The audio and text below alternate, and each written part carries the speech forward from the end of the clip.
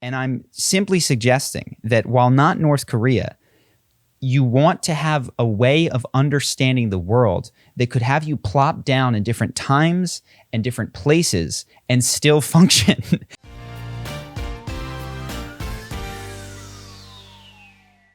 Welcome to 2021. What do you got for us today? 2020 is over. It's going to be completely different. Every problem is solved. COVID is cured.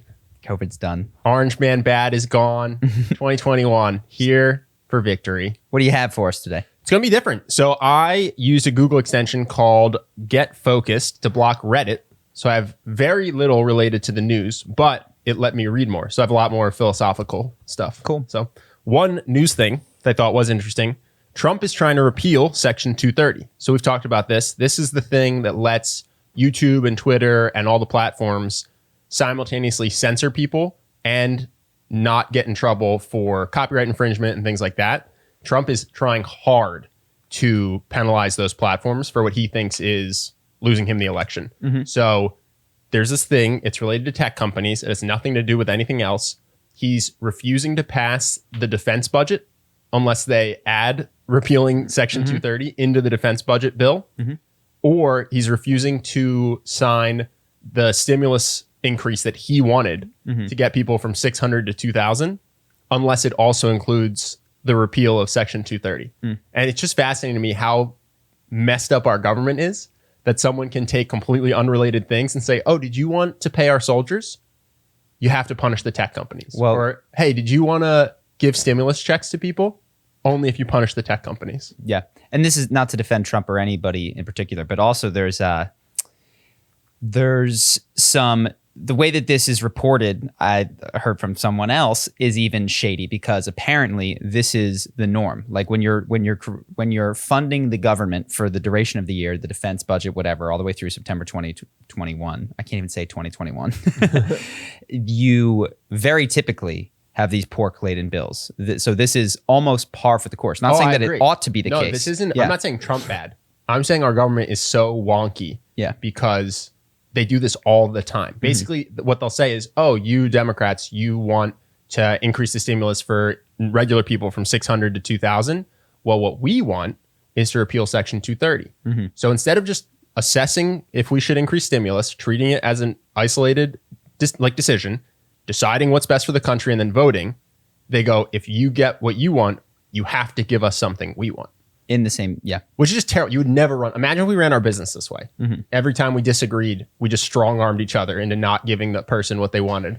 Well, you know, it's interesting, and I haven't thought about this. The reason that our business works is because it's built on a foundation of trust and not quid pro quo. And our government, it appears, at least within the Congress, is not today built on a foundation of trust if it ever was in history. It's built on, and when you don't trust people, all that you have is quid pro quo, because you can't give them something and understand that they owe you one and that they'll give something back. I think even beyond, well, I guess it's similar to trust. If you thought that every person in Congress, from their own way, with their own values, was going to try to do what was best for America, then you could just take each issue and debate it until people came to some form of majority consensus about what was best for America.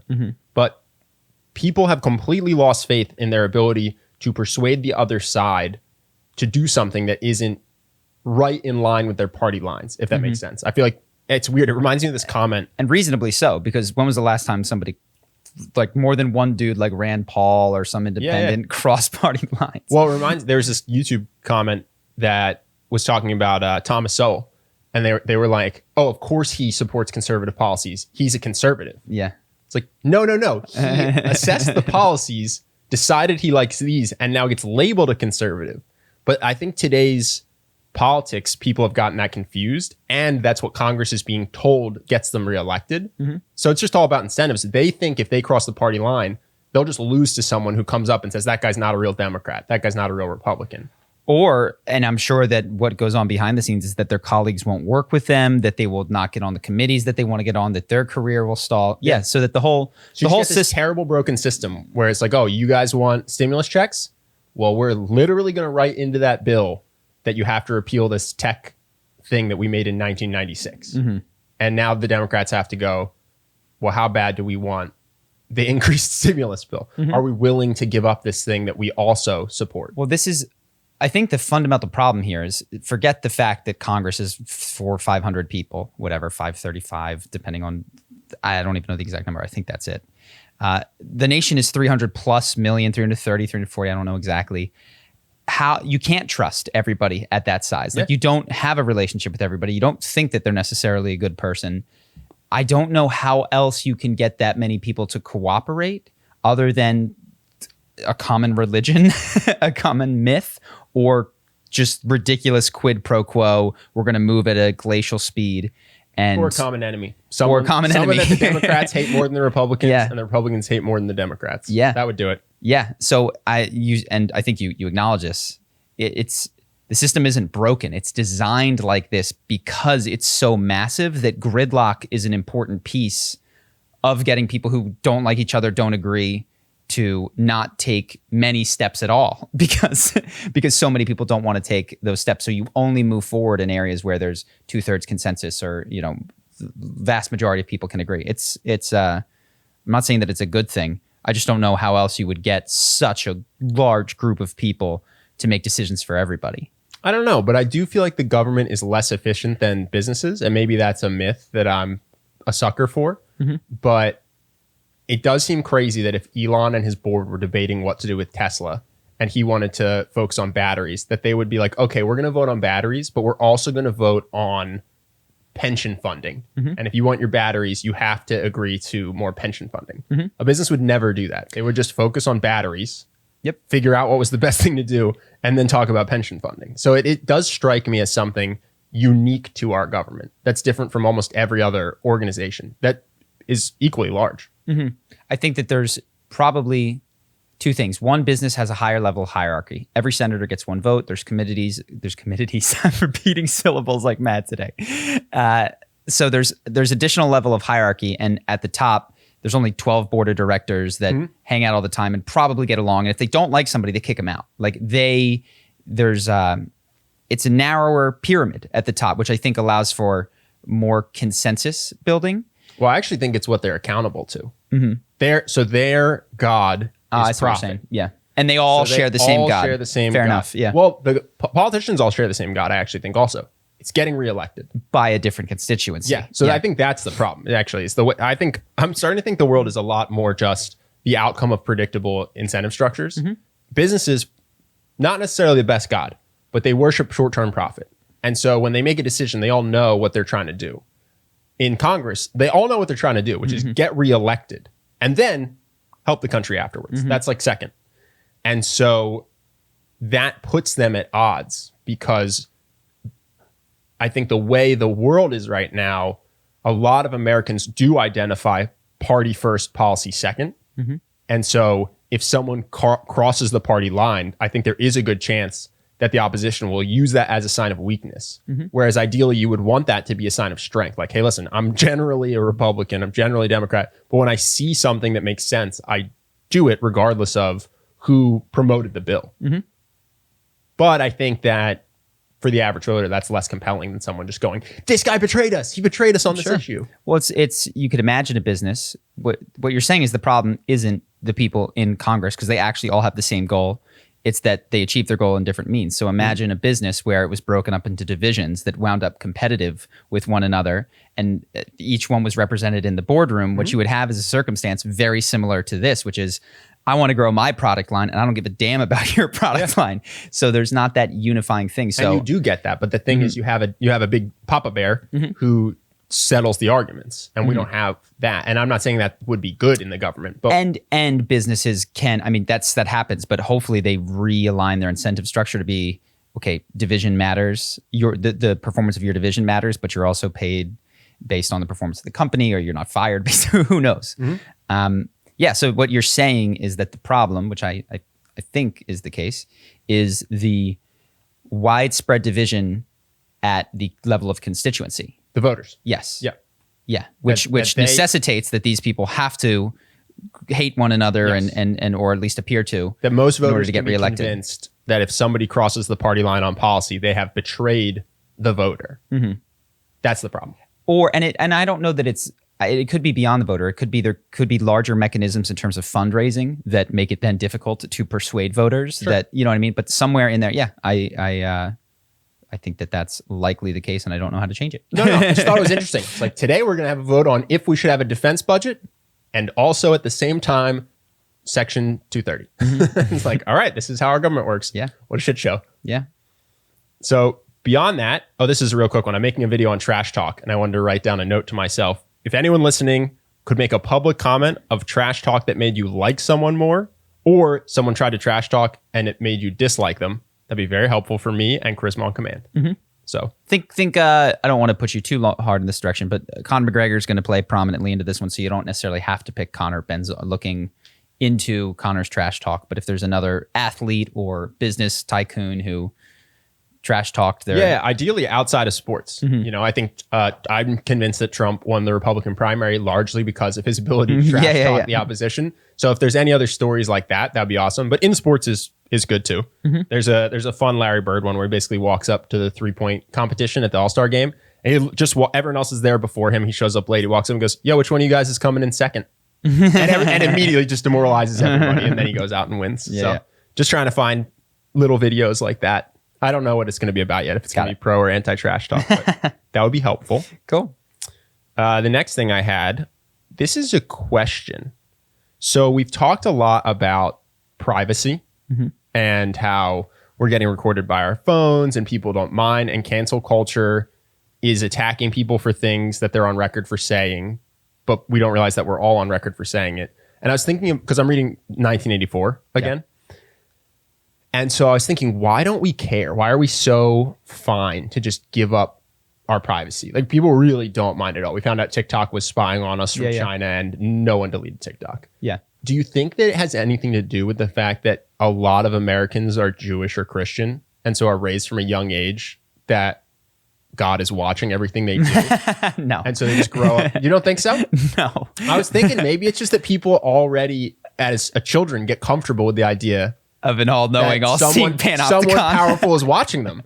And so then when they find out that someone powerful is watching them, they just go, yeah, well, this makes sense. Yes, I've been doing this my whole life. I mean, it's an interesting theory. I don't think that's it, because I think that you would see it in places without strong religious backgrounds just as much. I don't think you could find pockets of atheistic America that don't use TikTok in the same way. Well, no one's really raised atheists. I wonder if there's other religious countries. areas. Take Europe. Take Europe. Europe is far less religious nowadays. I mean, we're the religious extremists that came out of England and moved here and don't sell alcohol on Sundays on the East Coast at the very least. They're not any more protective of their privacy?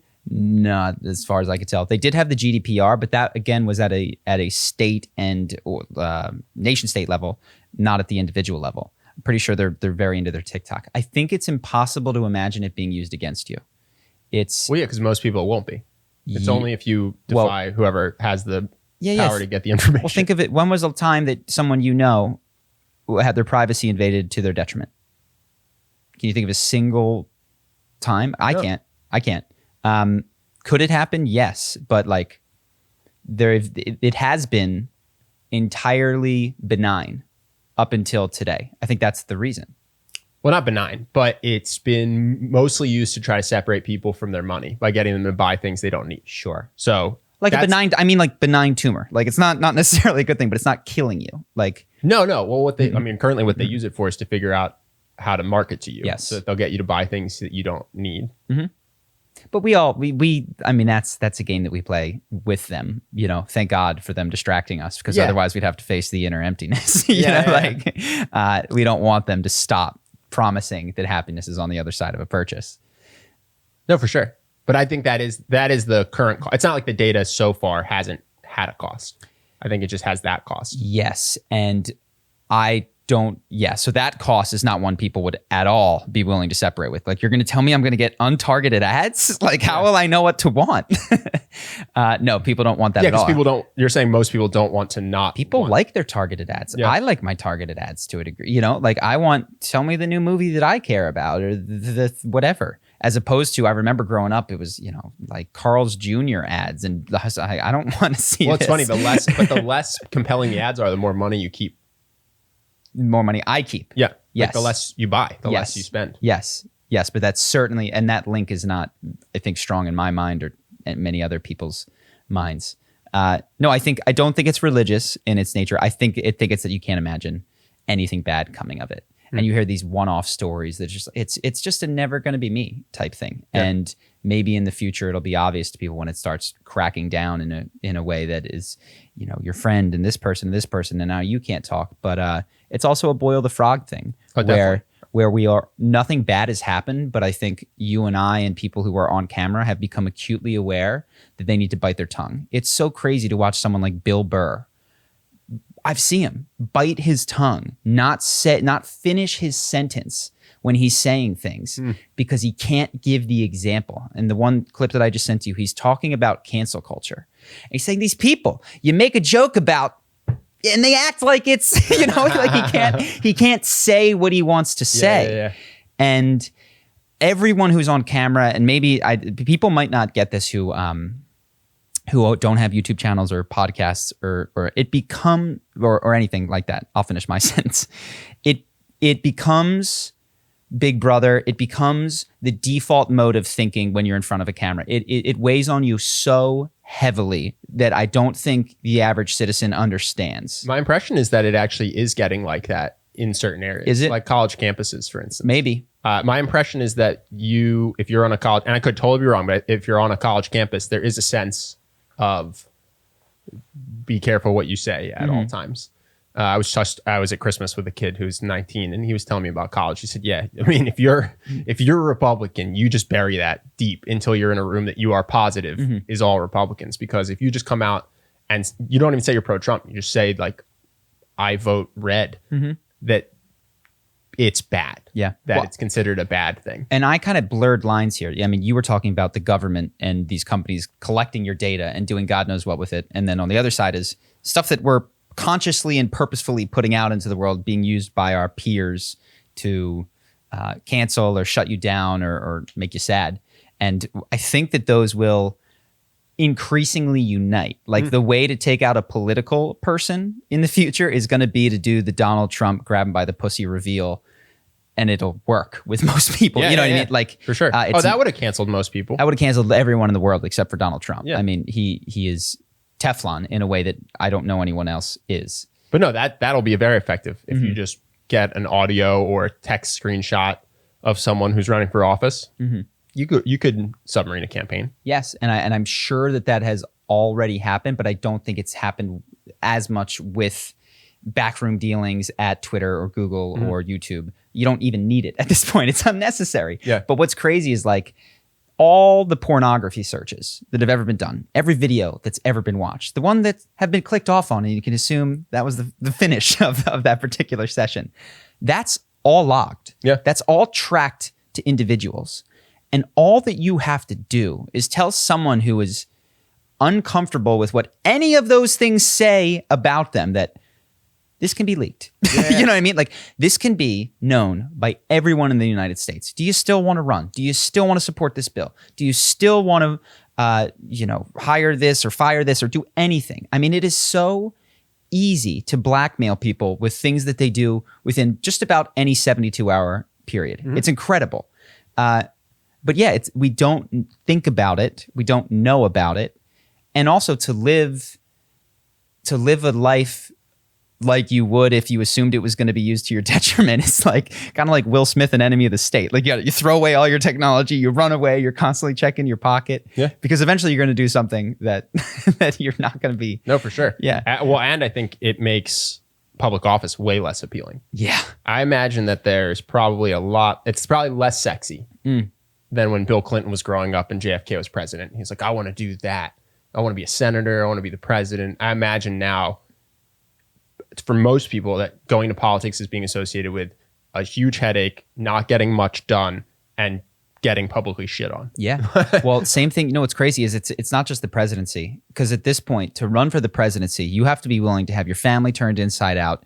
Everything in your life is going to be scrutinized and represented to half the country in the worst possible way that imaginable, and even some that are just stretches that are completely factually untrue. Yeah. That's happening also to Supreme Court judges. That's happening at levels cascading down from the presidency, such that being it is completely turned me off from the idea that I want anything to do with any public position. In fact, we talk about charisma on command. I don't even want to be public facing with charisma on command anymore. I want to be like, I want to go set up a psychedelic center and work closely with people that look me in the eye. And it's like, this is our interaction. It cannot be misconstrued. You're saying your ideal would be that someone's like, who runs charisma on command? I don't know. It's the charisma on command guy. Yes. And so it's the same quality content, still your voice, but just no one knows. Oh yeah, that's Charlie. Yeah. And that was not my ideal. I mean, Rob Lowe talked about it on Joe Rogan. He was like, oh, dude, fame in the 80s was awesome. Yeah. Like, it was so cool. And he doesn't even elaborate on it. He's just like, it was the best. Today, it's terrible. Yeah. It's the worst. Anyone who wants it is a lunatic. And I feel like I was probably right on the cusp of that. And I'm not famous by any means, but, became semi-well-known. I've been stopped in the street on many occasions. And I want less of it. I want less of everything to do with fame. I like being able to impact people, but it doesn't require fame. Yeah. Like you can, there are YouTube channels much larger than me where you've never seen the face of the narrator. So I got to ask, why do the podcast then? Because this is what puts your face out there. It also puts political beliefs, religious beliefs, philosophical beliefs. So this is a great, we can pivot here. I was thinking about New Year's resolutions and what I wanted and all that stuff. I don't often do it, but it's just any occasion to reflect. You about to announce that we're shutting down the podcast? We're shutting it. No, I'm about to announce that I am happy exactly where it is. Like, I wanted to make a little bit more. Justin had set a goal to make $4,000 a month. This month, I think between Patreon and ads and a sponsor, somewhere like 3,300. Maybe? Yeah, slightly over 3K. Well, yeah, I have a sponsor for us today later. Woohoo! Justin, I got you some money. I comparing, and I enjoyed the conversation with Vosh, but the comments after, which I don't blame him at all for this, his side seemed to misunderstand me in ways that I thought were difficult, but okay, that happened.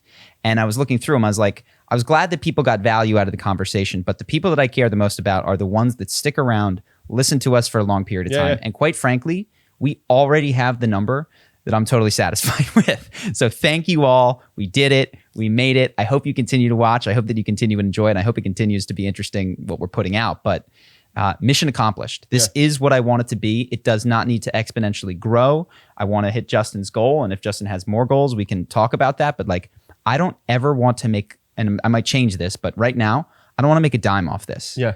Because then it's not fun. Then it can be taken from me. Then then I have to worry. This is just enjoyable. And it is interesting. The comments are so much more hostile with a guest. Yeah. It's something like their audience just comes in, except with actually Brett Weinstein. Yeah. That was his audience was not vitriolic, but it's so interesting because you bring someone on, you largely agree with them, you disagree with them in parts. Yeah. People see you disagree with someone that they hold in high esteem, and then they feel it's their job to defend via attack, is what it has seemed with guests, to the point where it's like, okay, so I don't have a guest on and then just agree with them the whole time unless I actually agree with them.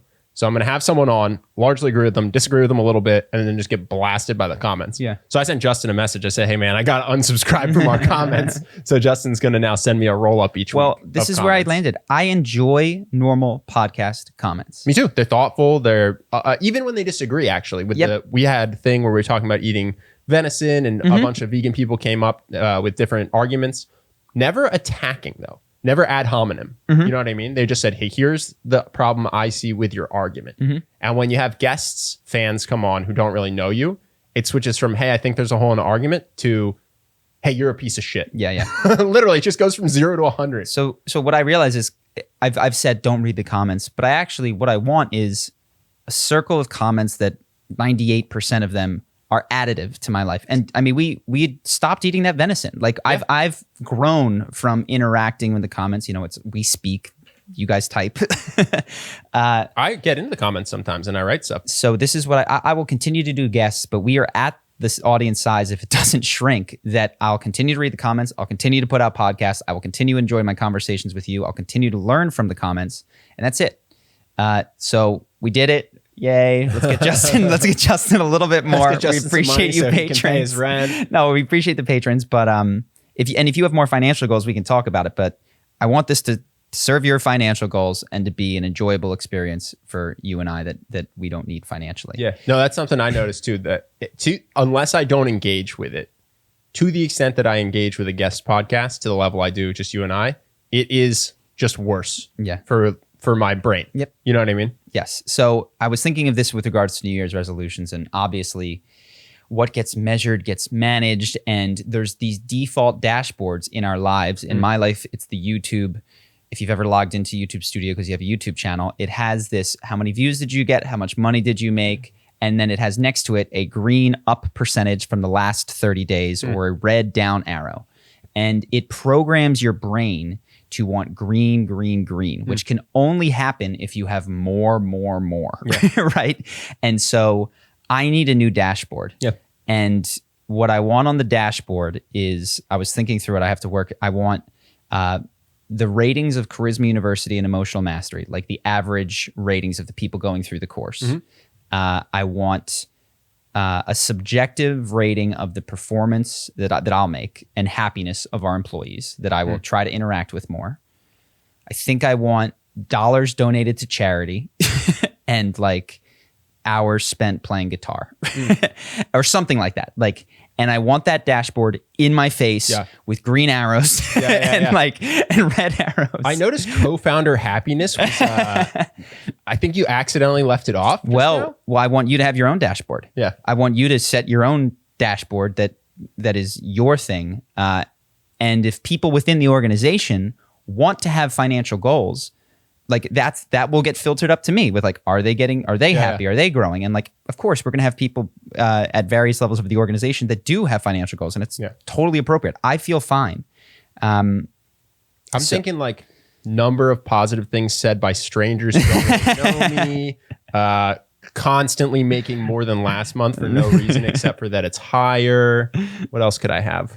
Well, the other thing that's funny is I was looking at this dashboard. I'm like, it has the most 3 recent comments, which is to say the most popular video, which is the video that went beyond your core audience. We're going to tell you what strangers think about it. I was like, fuck, that's actually dashboard. That's actually my least favorite part of the dashboard, because I do like seeing sometimes audience retention or how videos are doing, because we'll just for a little, you can switch a thumbnail or a title. So if a video is not doing well and you have the data, you can make a video that you're proud of, reach more people. But I hate that when you check it, you get thrown in your face just hey, here's what a stranger thought about this. So what about this? Justin, if you could, like, I want the best comments, the most interesting. That's what I said, right? Like, give me a dashboard with the most fascinating, challenging, inspiring, or kind. Like the questions, the thoughtful challenges, things like that. No, so I sent you a little thing. We'll figure it out, but he's going to send us a roll up. So the not good as in positive, but the good comments. We disagree from top to bottom. Yeah, come to us,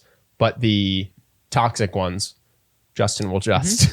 So yeah, I'll read them. Get out of here. To make this applicable to those of you listening, and hopefully you've seen that there are corollaries. Think of the dashboards in your lives. There are numbers and places, and if you're in a sales organization, it is, they've got the thing on the wall. It is very difficult to resist that, and you start to subconsciously program your life around chasing those green up arrows if you're not careful. No, and I think the other thing for everybody is, if you're not measuring it and it's not on your dashboard, even if it is important, you won't do it. So I literally have a whiteboard there. I don't know if you noticed, but actually because of a conversation I had with our friend Benji, I wrote the things that I want to do every day. So surfing, stretching, read, meditation, a call with a friend, because there's nothing is telling me if I'm doing that or not. So it's very easy to just get focused on work and whatever else is the default. And so another example, when I was trying to lose weight for my MMA fight, when I started measuring my calories, infinitely easier to lose weight. But when I wasn't, I was like, what did I eat today? I don't know. How does that compare? So yeah, I think everybody, even if you don't have a sales job, even if you're a student with no job, there's a way to create a dashboard. Well, I don't want to stay on this too long. Students, I mean, what matters? Your GPA, your grades, not the quality of the courses that you did, not if you learned a ton. How many friends, long friends are you making? Yes. That's something that I've heard a lot of people regret not focusing. A lot of high GPA people, they go into school, they crush it, they get the good grades, they leave, they get the job. And when you talk to them, they're like, man, I wish I'd just focused more on meeting people, going to parties, not to get drunk or try to hook up, but just because I don't have the network because I spent the time working alone. You know what I mean? And I think one of the more valuable things you get from college is the people you're in touch with 10 years later. Yeah, I have two things. I'll come back to college, but I wanted to wrap this. One of the reasons I was thinking about this is Ray Dalio. He had his son die.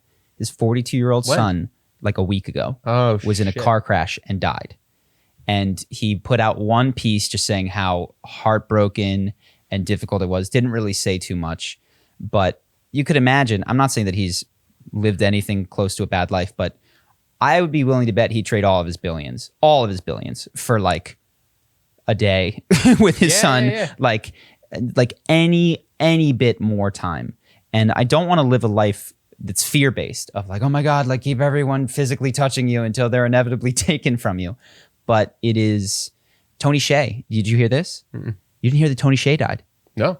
Okay, Tony Hsieh, we lived in Las Vegas. He was the founder of Zappos. He put $300 million in the downtown project, like revived downtown Las Vegas, was a big figure in Las Vegas.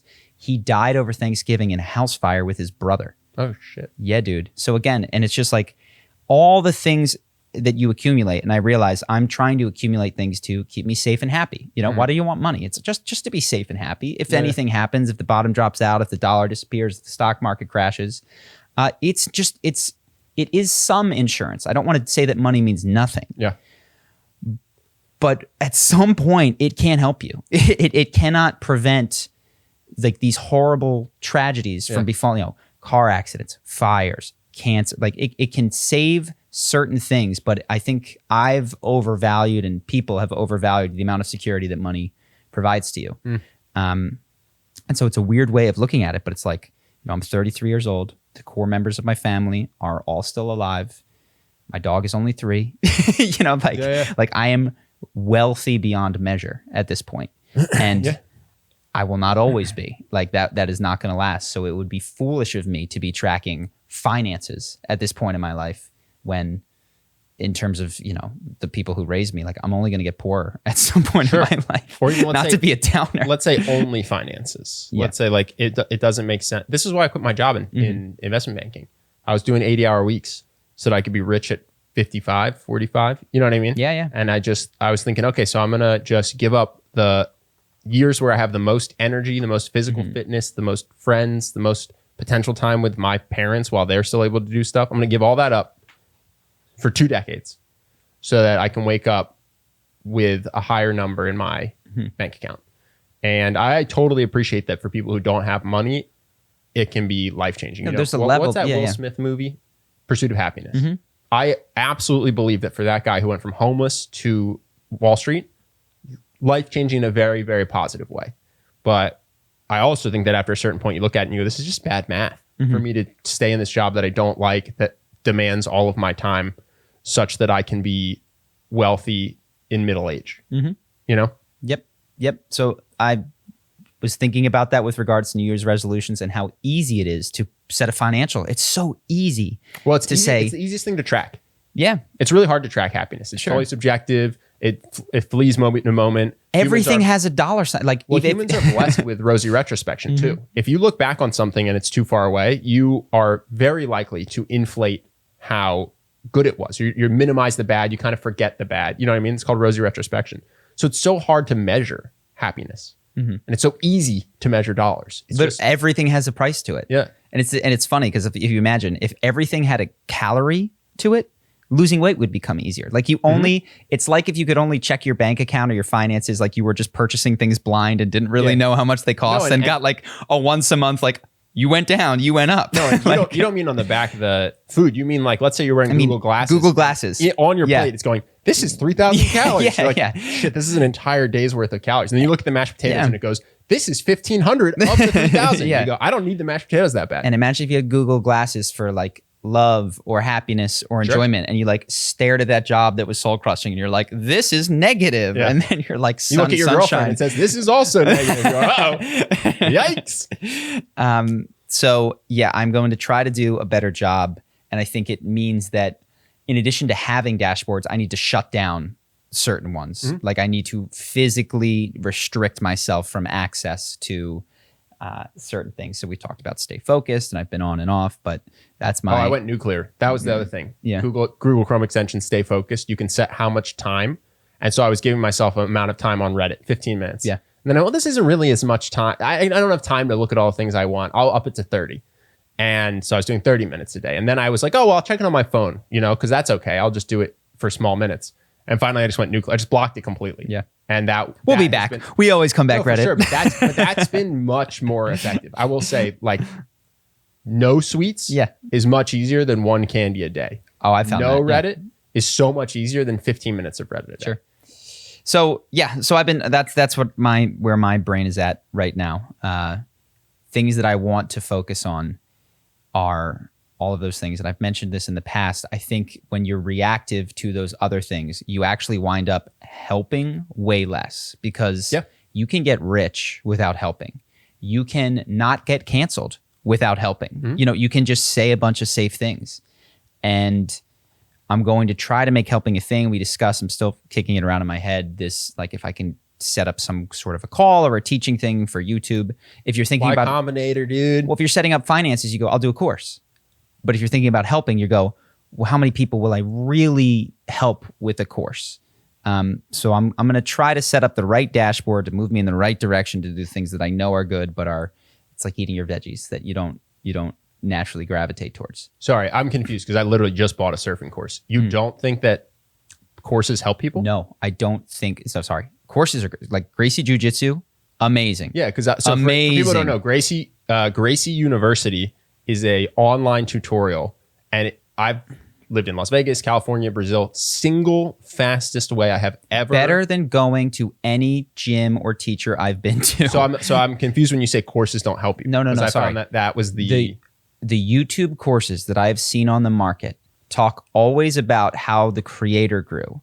And when I have checked the testimonials, I have not recognized a single person.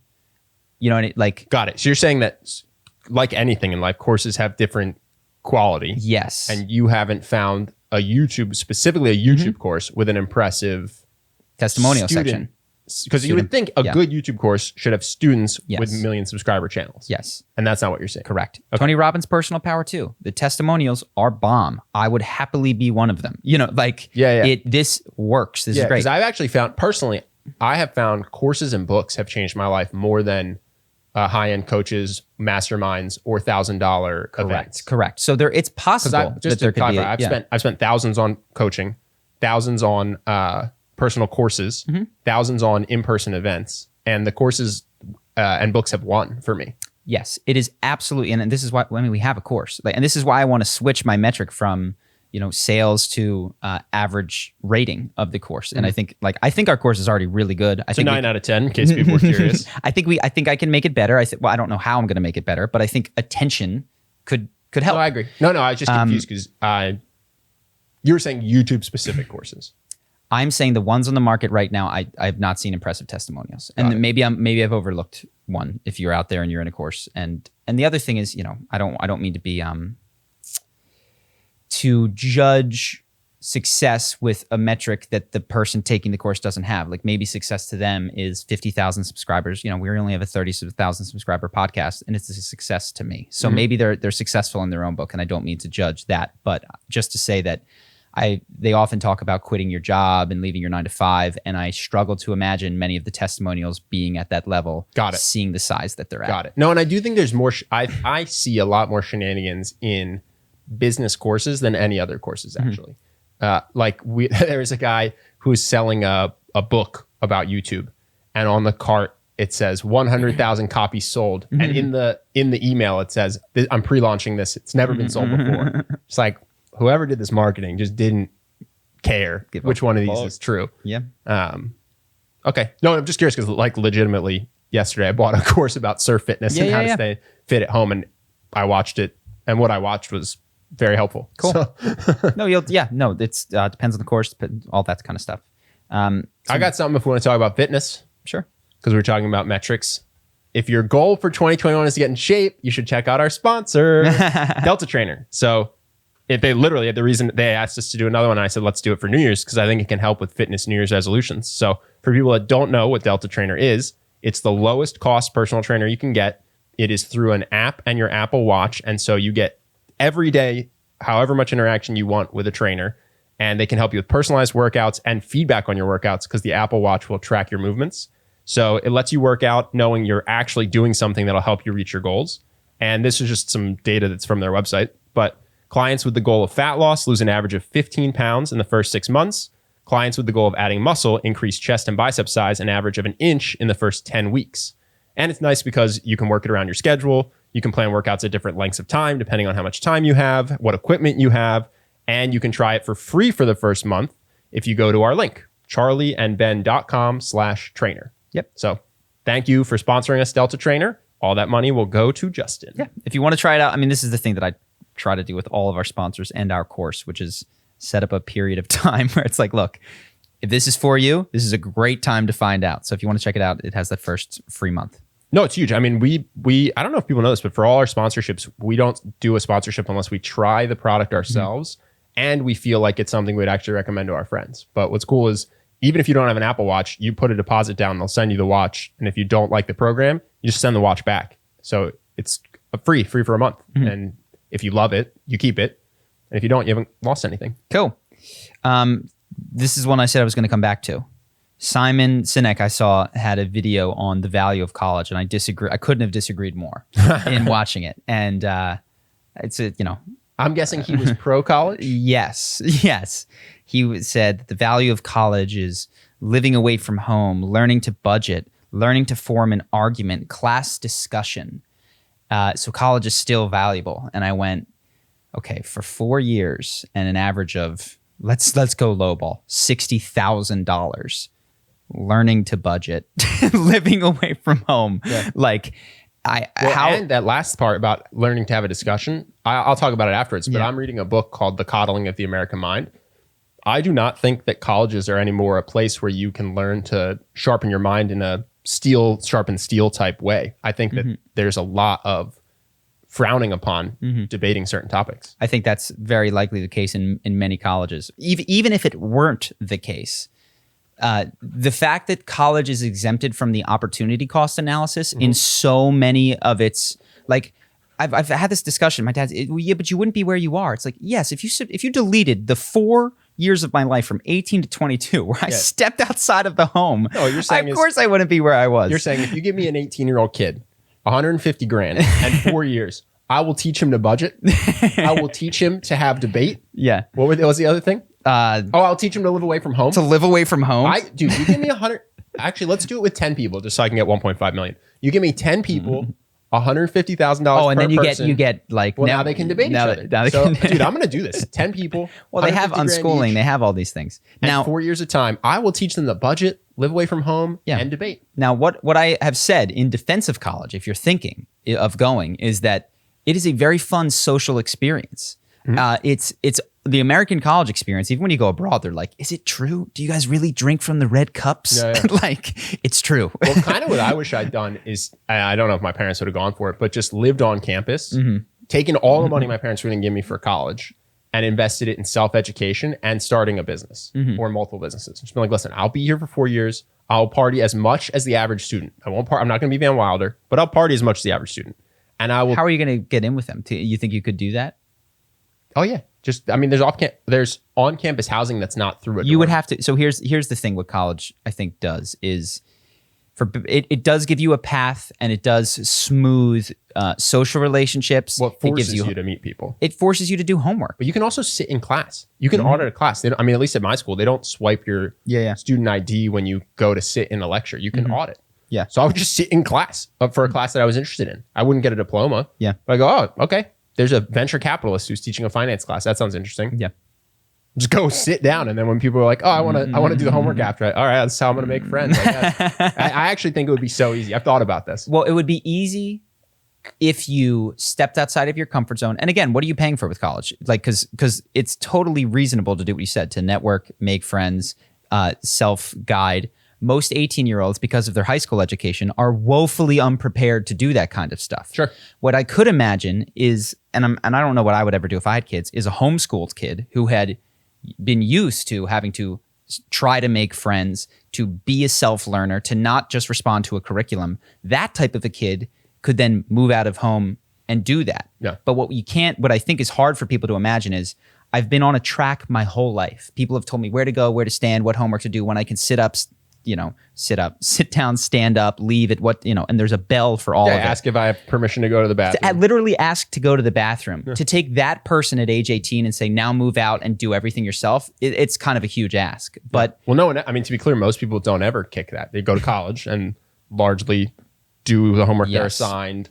Once they're given a class, they just do what they're told. There's a little bit more autonomy. Then they go to a job where they largely do what they're told. They get to go to the bathroom without asking, but it's a lifetime of mostly not self-directing your time. I mean, you remember I had a few months head start on you and was just not as worried generally, but you remember when we moved to Brazil? Oh yeah, we've talked about this on the podcast before. Yeah. I was like, okay, we're going to start a business. Let's make a to-do list. This is infinite. There's infinite number of things that you can do to start a business. Yeah. I never know when I'm done. Yeah. I could work 24 hours straight and feel so unaccomplished. So yeah, I had to learn, how do I determine if today was a good use of time or not? Yeah. And how do I self-assess that? And it was stressful. Yeah, without grades, without being told you're done, without, go to page 63. Well, most of the time, even with a project, they're like, hey, listen, this project's due Friday. So figure it out amongst yourself. Yeah. How much do you want to do Monday versus Wednesday? Oh, and by the way, it's got a page expectation. And you're told what to do. It's about 60 hours of work, and I need to see it Friday at 5 p.m. Versus to grow a business successfully, it's about a decade, 5 years. So yeah, there's no sense until you start to learn how to small chunk things. There's no sense of, today was a good day, I can stop working. Yeah. So I never got that feeling for the first 3 weeks that we were in Brazil. I never was like, today was a good day and I can stop working. If I ever do have kids, I'm pretty set on homeschool or community school, meaning like a group of parents getting together to arrange that. But you don't have faith in birth control to work? If I ever choose, that seems to be, I think what's missing from schooling is exactly what we're discussing, which is like self-directed education. Because then people do get to 18, it's been beaten out of them, and they don't know how to step outside to try to make a friend without a prescribed social setting in which to do it, or how to like learn a topic just starting with the interest in it. Yeah. Like, what do I do if I'm interested? Like, is there a class that someone will tell me like the order of things to learn? So I would want my kids to have those meta skills of self-directed learning and self-directed socializing and all that kind of stuff. Makes sense.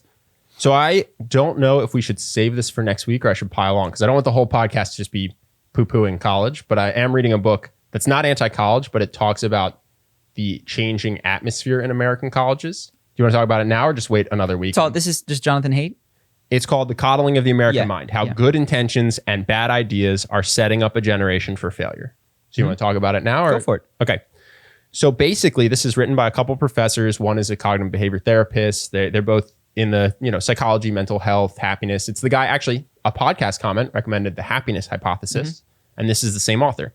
So thank you for whoever made that comment. Basically, the high-level thesis is that 3 terrible ideas have become woven into American childhood and education, K through 12 and college.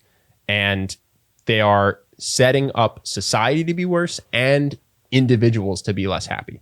So the 3 ideas that they think have permeated through American culture are: what doesn't kill you makes you weaker.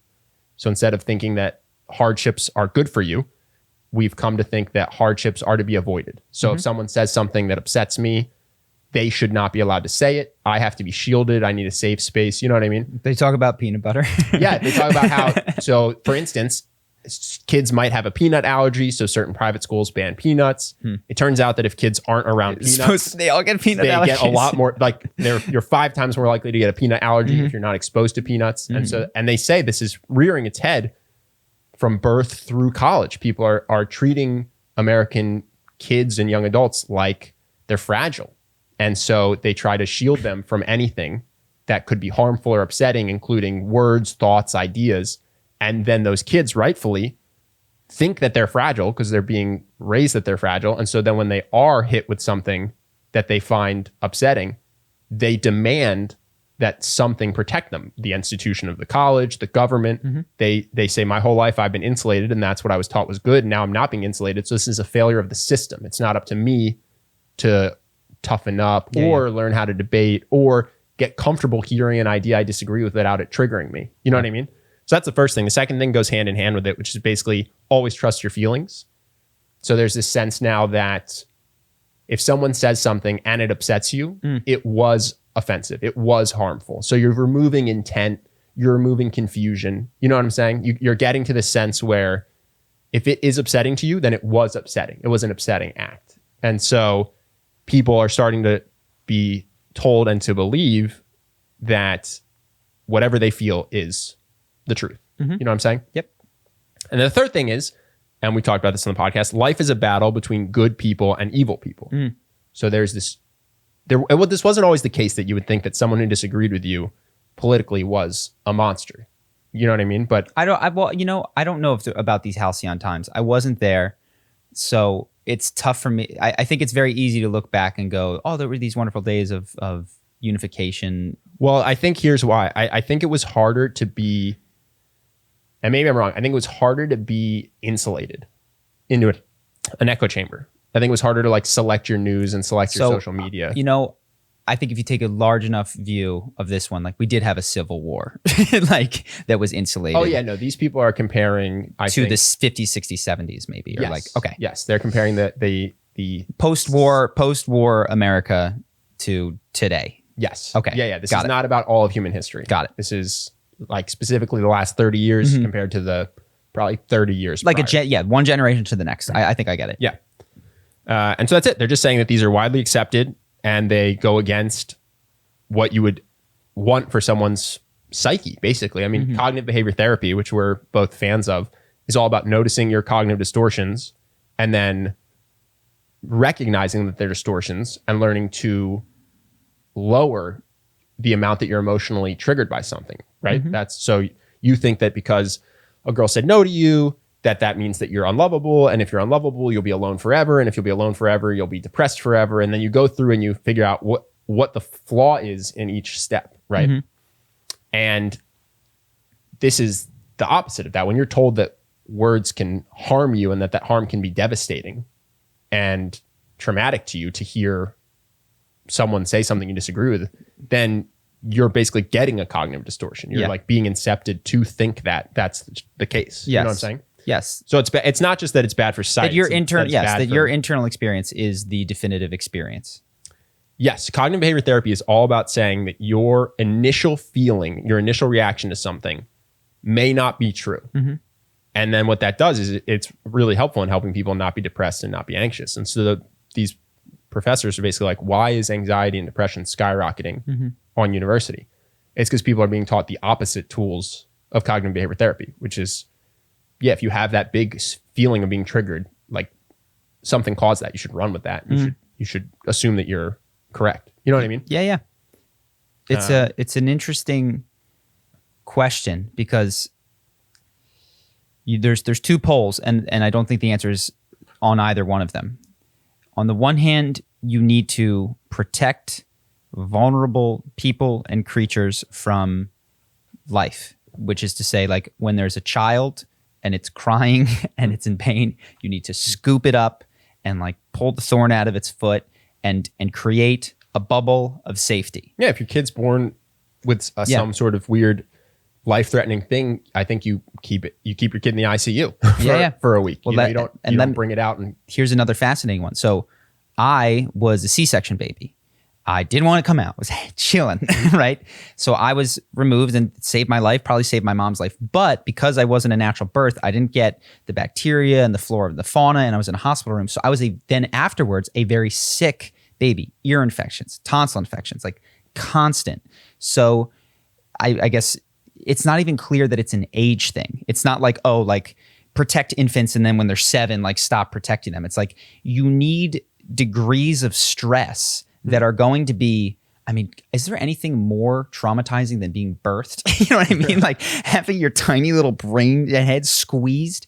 Like they come out screaming for a reason because it's awful, I'm pretty sure. But ultimately, good for you, because the things that you take with it make you more resilient to a world that is not as safe and comforting as the womb. So it's unclear. It's not an age thing. I've mentioned my brother before being given the credit card when we lived abroad in Brazil and how that made him soft while the rest of us developed our businesses. He kind of didn't really, and it was only when he had to get a crappy job in Las Vegas, picking up cups, paying for himself. It took him an extra year and a half compared to the rest of us because he had that. But if he didn't have the funding to go to Brazil with us, he would have stayed in his 4.5 year getting mediocre grades, in Temple University. So it's an unclear balancing act to me of like the stresses that people need at various points of their experience and life. And I guess I agree with the authors that it sounds like we've tilted too far in the direction of bubbles. Well, my thing is, this can even be, you can even say this isn't just this generation. You could probably find anecdotes of it throughout recent American history. But if you find yourself triggered by words, which is to say someone says something and it elevates your heart rate and it gets you into fight or flight, I think that's a pretty good sign that something is occurring beyond words. Yeah. Just words. Yeah, exactly. Like you feel literally threatened. Because I think even if someone vehemently disagrees with you, it should be possible, and I'm guilty of this. I think I'm not better than other people, but it should be possible to just hear the disagreement, digest it, and then still disagree with it and say your disagreement, but without that adrenaline spike or sweating or hands shaking. So I think if you're in a conversation and you start to have that same reaction that one would have when they're in a physical fight or when they're actually physically threatened, that to me, I was like, oh, this is a good sign that something is happening beyond just processing what's actually occurring, which is someone's making sounds that they're entering your ears. Sure. Presuming, and I know that you meant this, that they're not threatening you and being like, I'm going to stab you now. Like they're saying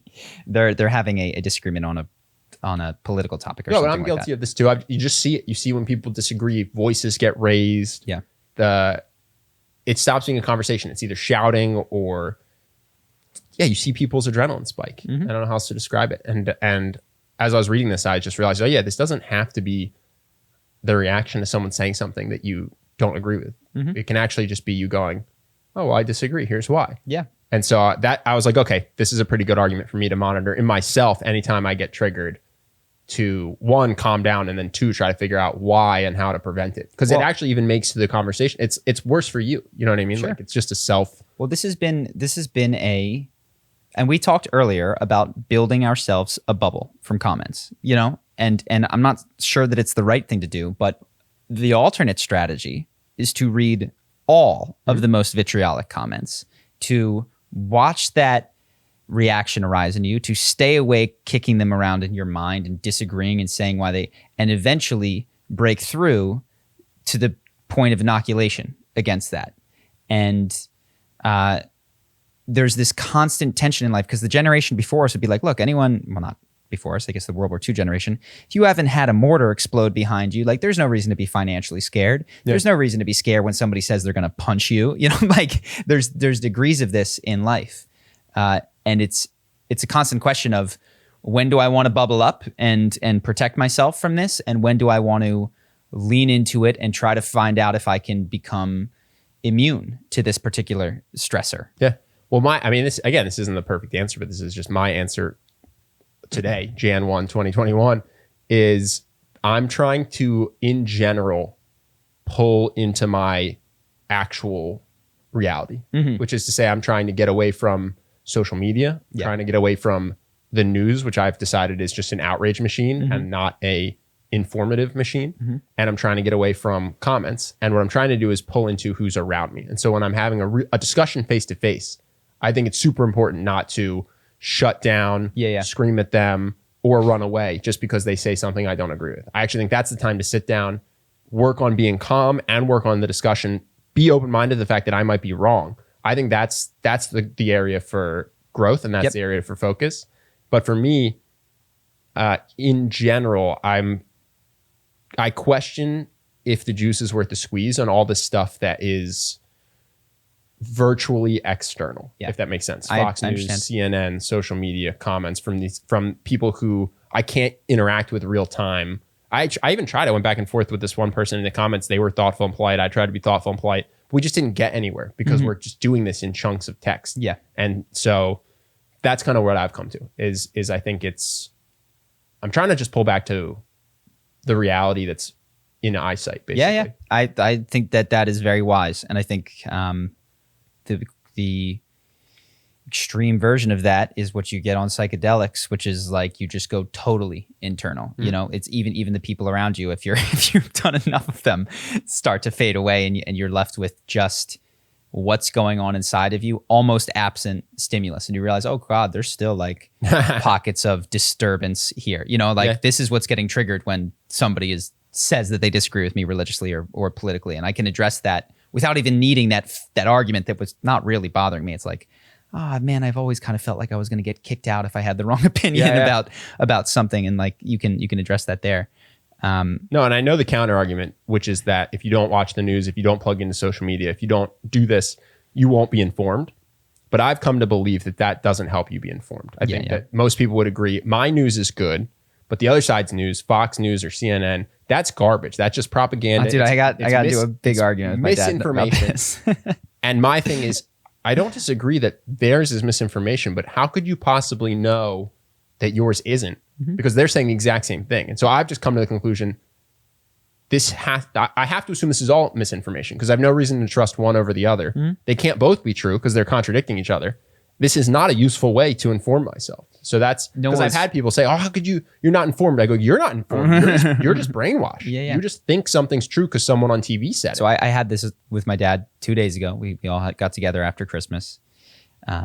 And I mean, my God, you just described the argument. But what was fascinating is what he went to, which to him was like oh yeah, well, we can't do this. He said, so what are we supposed to do? Only believe the things that we see with our own eyes?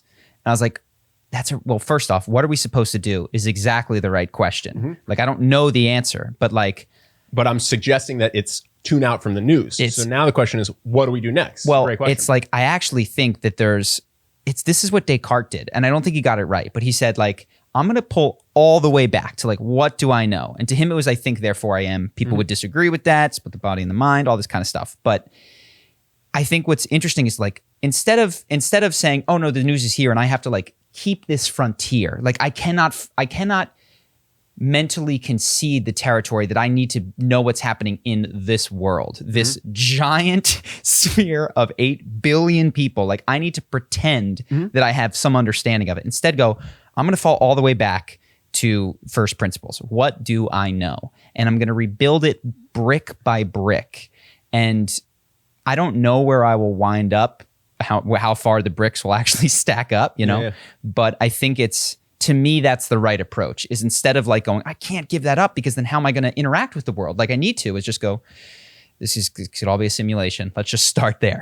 Am I sure that unless you're going to try to take significant action, unless you're going to do more than just be upset or talk to the people around you, you know what I mean? Then go out and gather information. Well, even then you can wind up with Adolf Hitlers very easily, which are sure that the Jews are bad, which are sure that they're ready to take significant action, and they know that they need to wipe them off the face of the earth or else bad things will happen. Well, was that just a Patreon question last week? We had a question last week, which was, how do you or is it better to just go full steam at something without, even if you're not sure, if it's the right thing to do? Because then you'll accomplish more. And we said no, because you want to accomplish. But also, I now that I hear that question again, I can understand where it comes from, because some people will be like, I don't know if I have the right business idea. Like, is this the one? And they wind up dithering in that regard.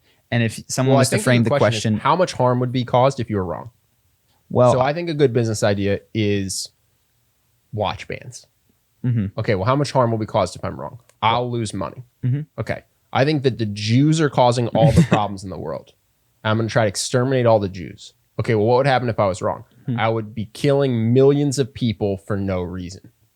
Okay, it seems worse. So maybe let's make sure we get that one right. So I think you can kind of vary your stop and go based on what happens if you're wrong. Yes. And I think that there's different times in your day for different levels of introspection. Like, I'm not constantly rebuilding the world from square one in my daily interactions. I do that. I lay in my bed.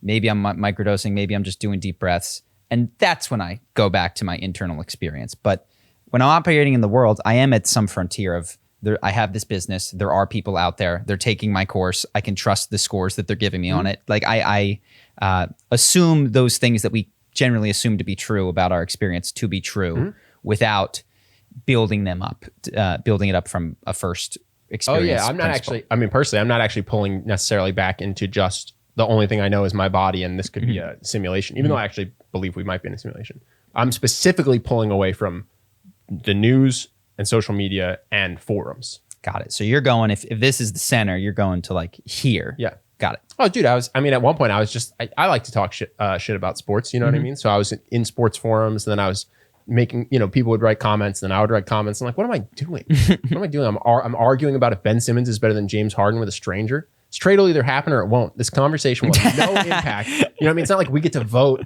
It's not like if I can convince this guy that we should do the trade, then all of a sudden the trade will happen. It's like, this is a complete waste of time. I'm going to debate with a stranger. We're both going to get frustrated. Yeah.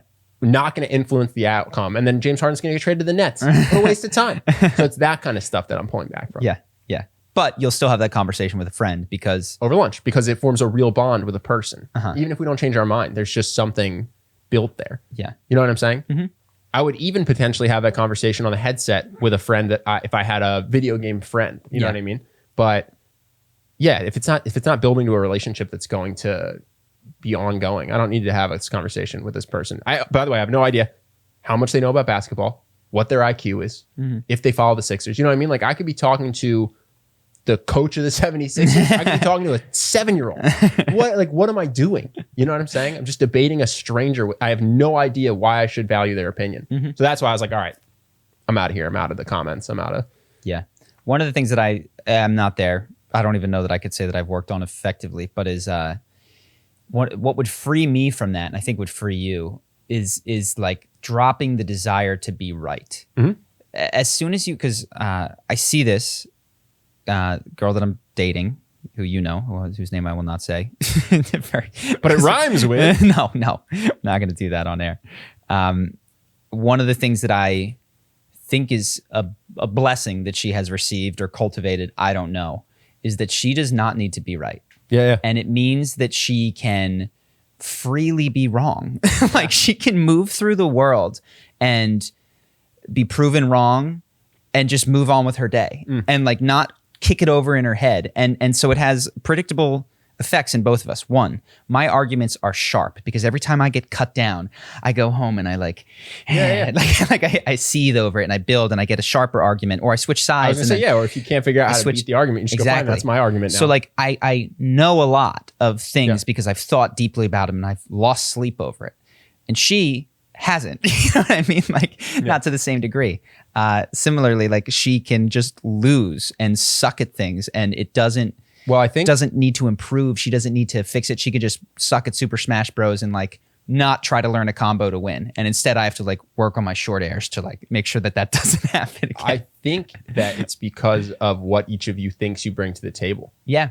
So, because I was just talking to some guy today. He's a friend of mine. He's incredibly wealthy. And he was talking about how he doesn't know how to balance how much money to give. He doesn't want to be used for his money. He said at one point he was in a serious relationship with a girl, just gave her like $100,000. He's like, now I know you're not with me for my money. Yeah. I was like, you're insane, dude. You should just not start by going on helicopter rides to $1,000 dinners. Just never make your money what's attractive to you. Like don't bring that to the table. And I think for you, something you think you bring to the table as a friend, as a influencer, as a boyfriend, is being intelligent, being thoughtful, having good ideas, and being good at knowing what's right. Basically, I think you think those are your attributes. Yes. She has other things that she thinks are probably being nurturing or making you happy or whatever it might be, where if she were to give you a massage and you were critical, she might be devastated. And if you were to give her a massage, she's like, this isn't good. You're like, all right, I'm done. Yeah. You wouldn't lose any sleep over because you don't think that's what you bring to the table.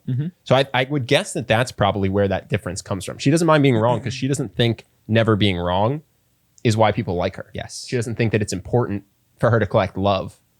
And I think to some extent, maybe because of your relationship with your dad and how you guys used to argue, somewhere it's important that you be right because it determines your value or your ability to get love or something. You know what I'm saying? Well, there is this is something when I do go to these MDMA experiences that I have and I sit there, the woman that I work with questions the idea that, do you need to bring something to the table? And I've never gotten past that. I was like, of course. You know what I mean? Like, how does one show up without bringing anything to the table? I hate people who don't bring anything to the table. I hate them. Yeah. And that's occurring inside of me. Like I would, like I have to bring something. Now, to be clear, when there's a party or a potluck, I don't cook, I don't clean, I don't do any of that. Like what I bring is, as you described, the things that I talk about bringing. Yeah. I'll usually, something.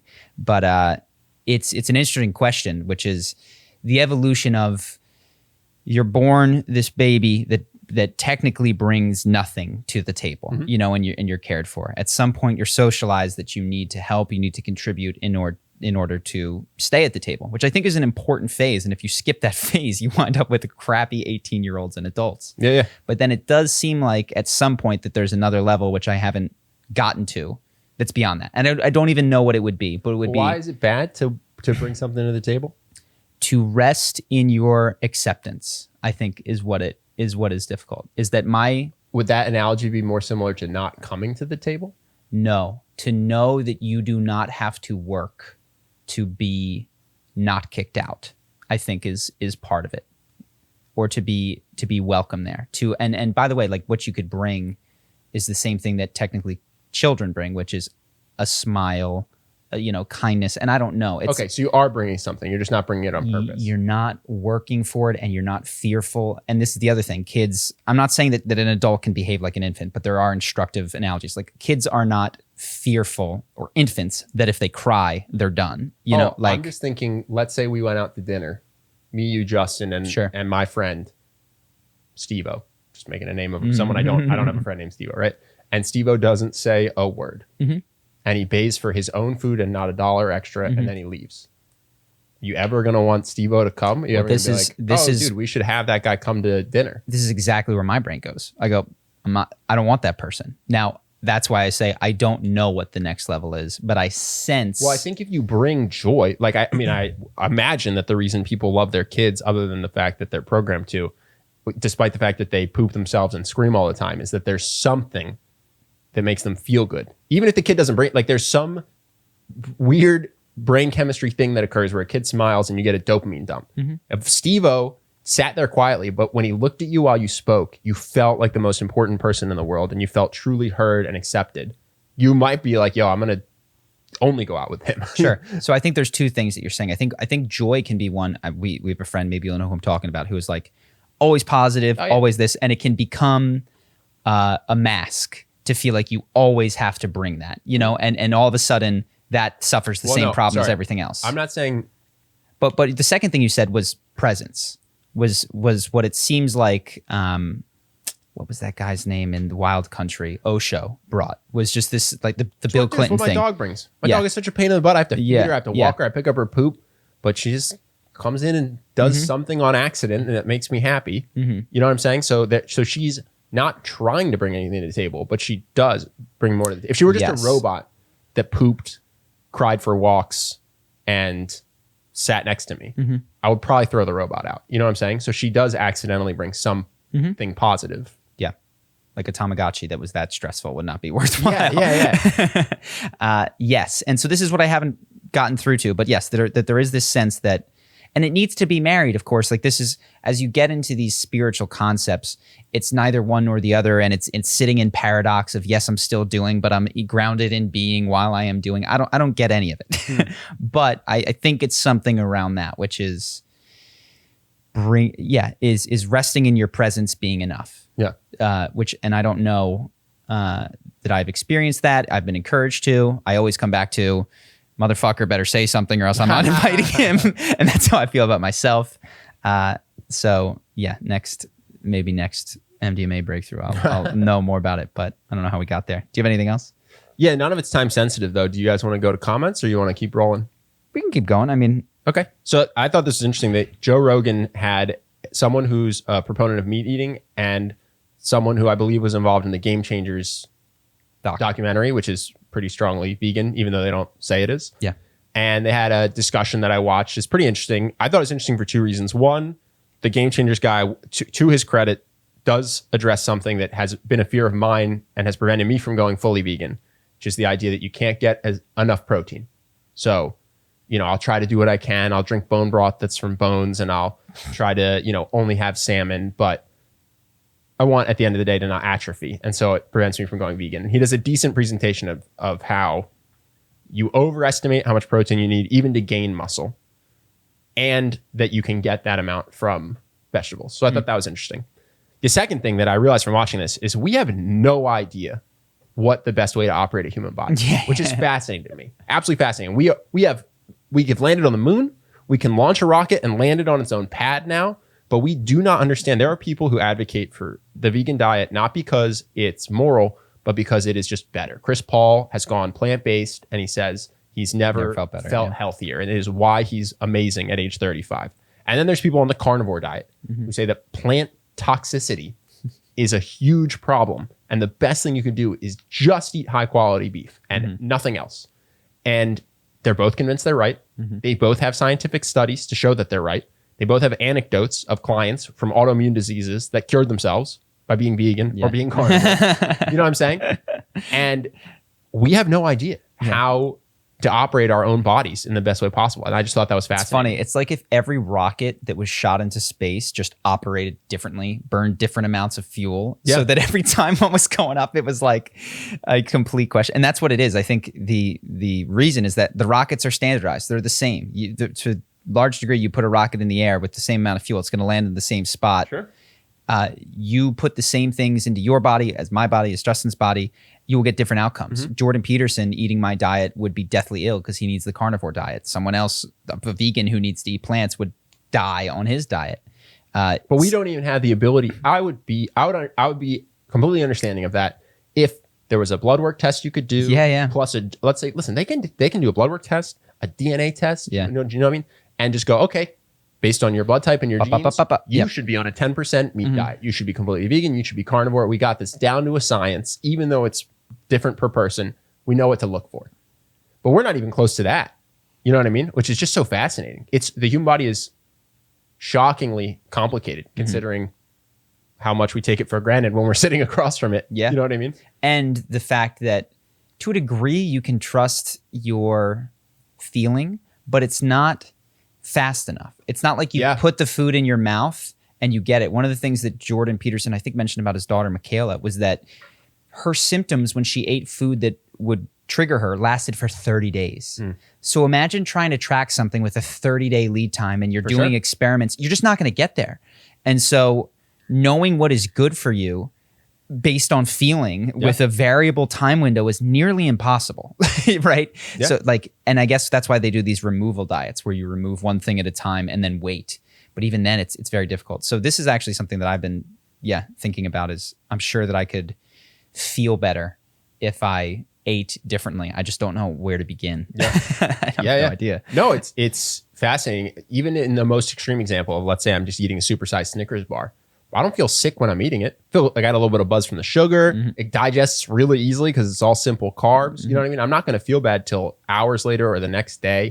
And if I do it one-off, I'm probably fine too. It's only if I make it a recurring part of my diet. Well, now I've eaten one a day for a month. I've started to feel more sluggish than I did a month ago, but it wasn't the day after I ate the first Snickers bar. So it's even with the things that we quote unquote know are bad for us, the feedback loop is such that it's like, well, I know science says this. I don't know it. I'm not convinced. You know what I mean? No, the Snickers bar is bad for me. Seems fine. I mean, I don't need to pile on.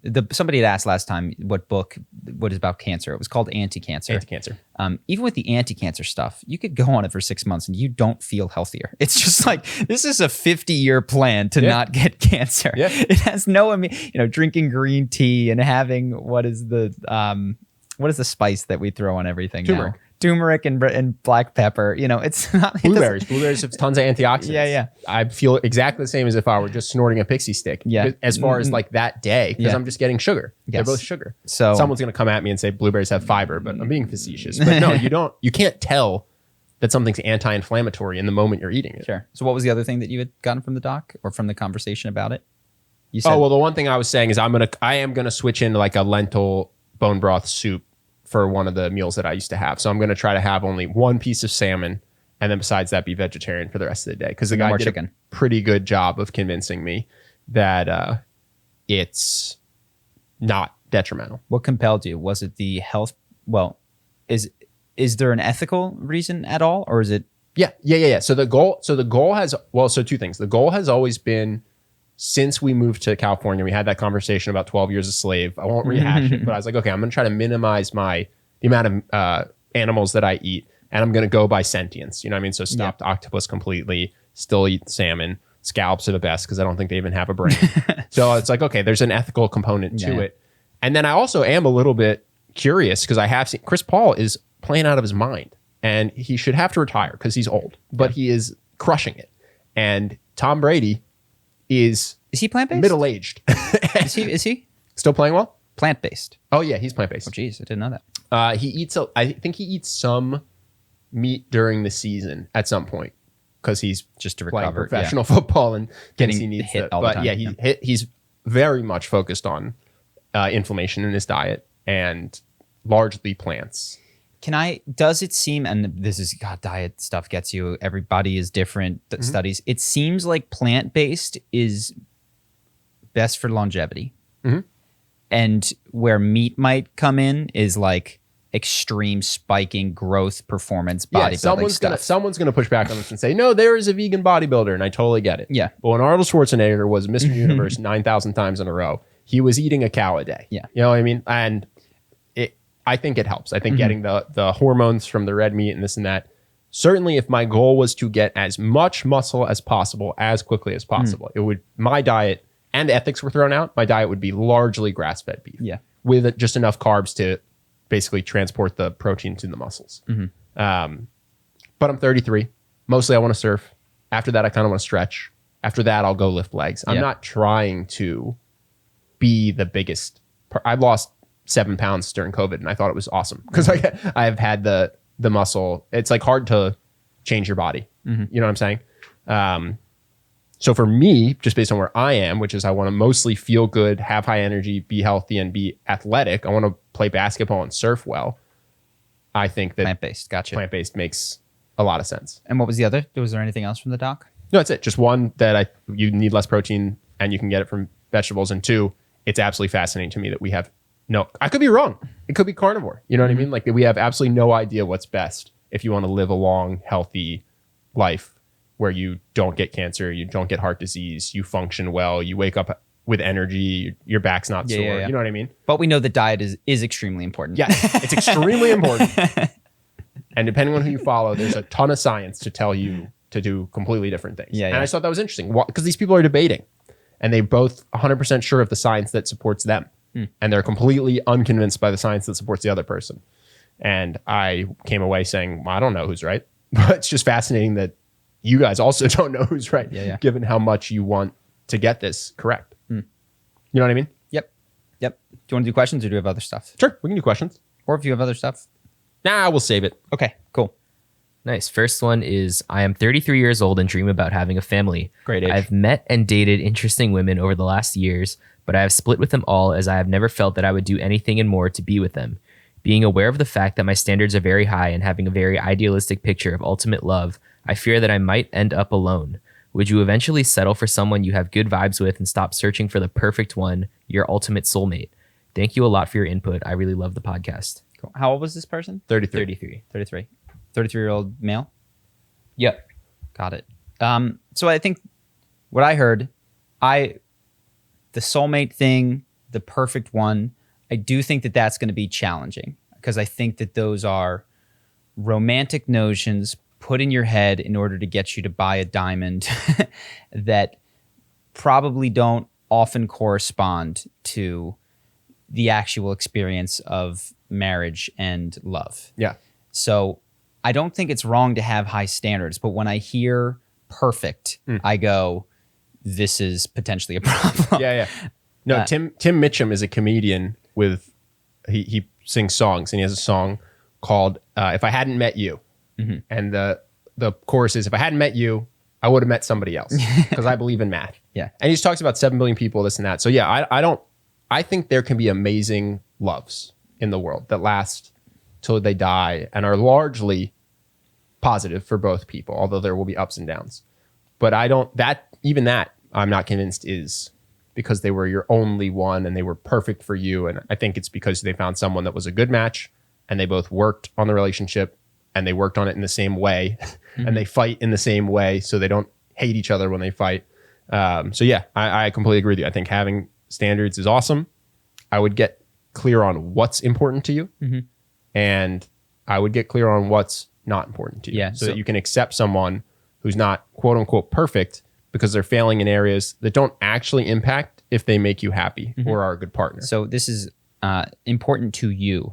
Who is you? This is when I hear people that have these standards. We had a buddy that said that she had to be Ivy League educated, which to me is a dead ringer for that's someone else's requirement. That's your mother or your father talking that you need to yeah, because the requirement's not even intelligence. Intelligent, I think, is a totally fine requirement. But pedigree. There's so many intelligent people that didn't go to Ivy League schools. Because what that to me communicated is I need to quickly be able to tell someone that this person is acceptably smart. You know, not that they are smart, but they need to. Yeah, versus if you had this weird thing where shallow Hal, you think that she's beautiful, and when you talk to her, she's smart. And she makes good money if that's important to you. But the whole world thinks that she's a moronic, a dud, trash bag. Yeah. Is that going to bother you or not? You know what I mean? So try to get to the shallow Hal experience where, well, I wouldn't advise this to everyone because to the person who falls in love right away, I was like, listen to your friends. But to you, who I suspect, this is very specific. Only to this this is just to you. This is not for the person that falls in love every time they kiss someone. To you, I would recommend try to come back to concrete experiences of what brings you joy, what makes you connect with people, and perhaps list them out. And I think what you'll find is that it's your list. Like you'll know that it's yours because it's got random things that are yours. So try to make that list just to get it in front of you and mostly to ask questions of it. Is this mine? And to remove the ones that are not. Yeah. And then I still think it's important to recognize you will potentially miss on some of the things lower on the list. Yes. You know what I mean? You're going to write down, if your list is 3 things, get all 3. But if your list is 15 things and you meet someone and they're missing 3 of the 15, that still might be a totally fine person to be with. Well, you also might want to read that book. Who wrote it? That people are awful at predicting the things that they will like in their partners and that they need in their partners. I forget who he wrote. He has done a lot of interviews with people on marriages. I don't know his name. I believe he's a doctor. Just search some of the words that I'm saying. Guy who does a ton of interviews with people. Are you talking about the guy that predicts divorces? He predicts divorces. So that's the best way to find him. Google person who predicts divorces based on 7-minute. Yeah. And video. One of the big ones is that he looks for signs of contempt. So when people disagree, he looks for like, I fucking hate you, like micro expressions and macro expressions. So anyway, he's got an interesting book on what actually makes people worth. Now, to your question, I think clean up your standards to the degree that you can, but be serious with the ones that you have. You're 33 years old. George Clooney got married at age 50, has 2 twins that he talks about in every interview, and he's married to some apparently brilliant woman. I don't know much about her.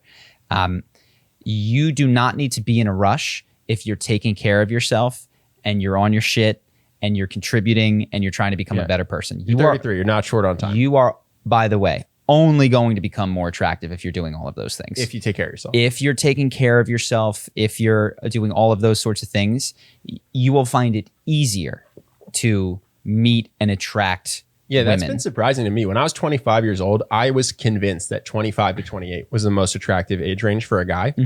I was absolutely certain of it. And now having lived through it, it doesn't appear. No.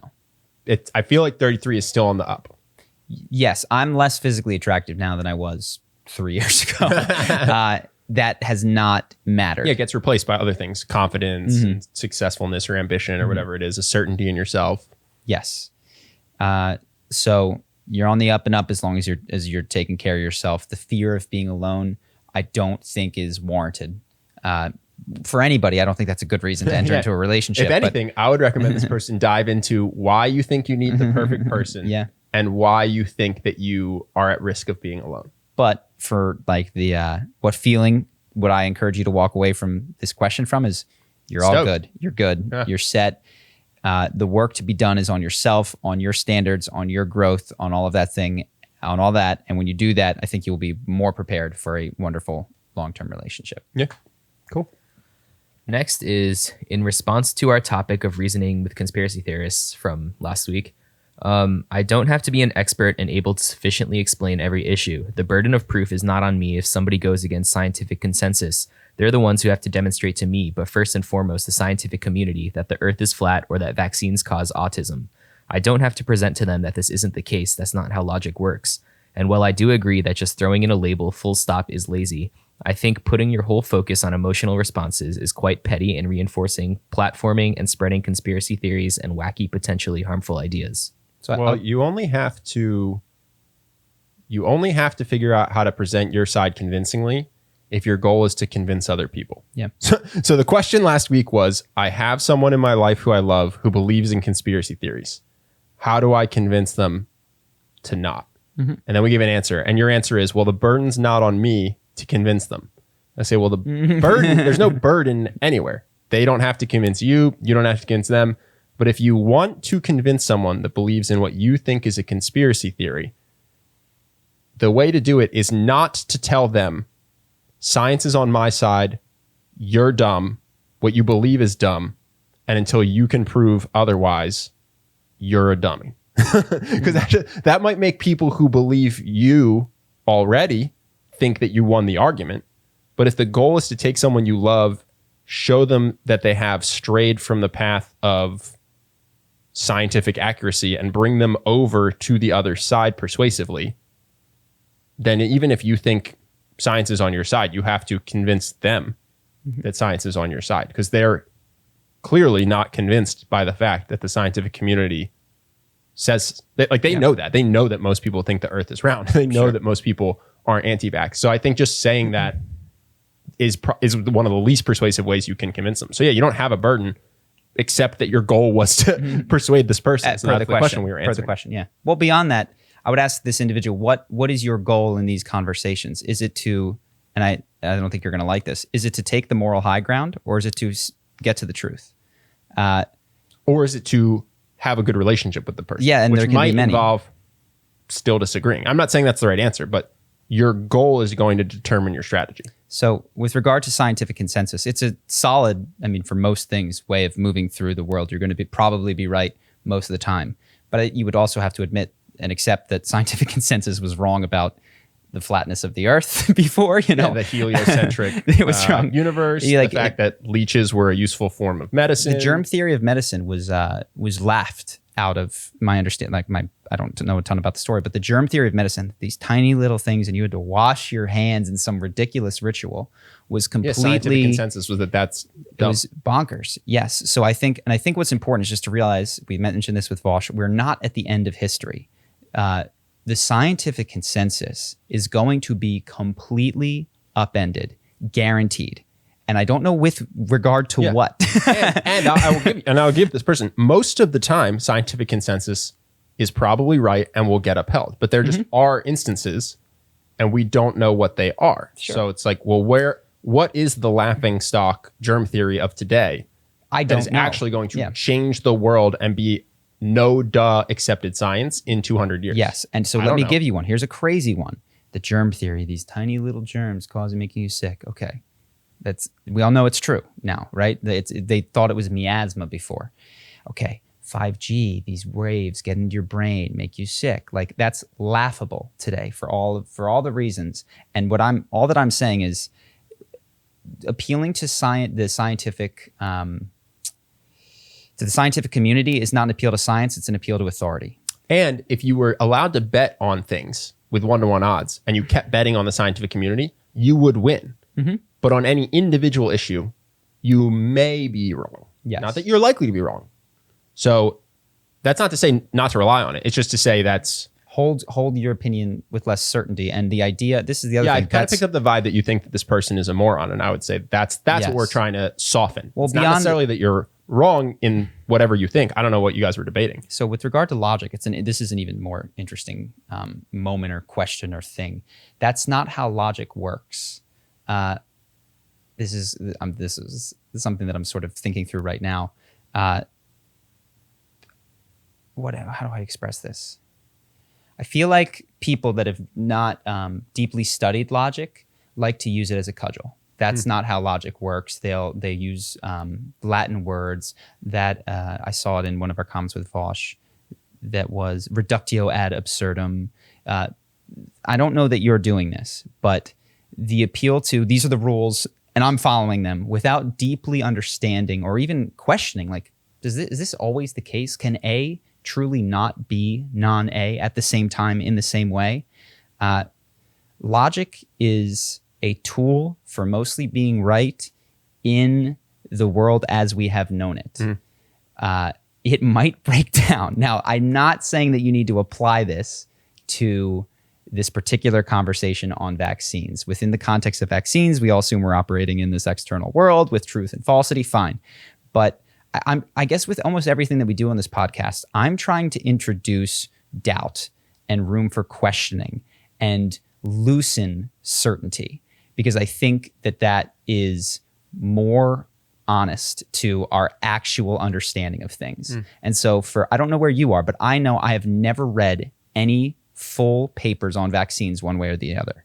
I do not, in terms of the earth being round, I guess I've seen ships sail over the horizon. I've seen the sun set. Well, that one I feel more strongly about, because for it to be false would just it would require a lot of a giant conspiracy. Scientist in every country with no dissidents, you know what I mean? And every pilot and everything. So round Earth, actually, despite not having been to space myself, I actually just think that it would be practically impossible. It would be too hard to pull off. I agree. So that's where I come to on flat Earth. Is like, I don't even need to prove that the Earth is round, just that people are not so tight-lipped.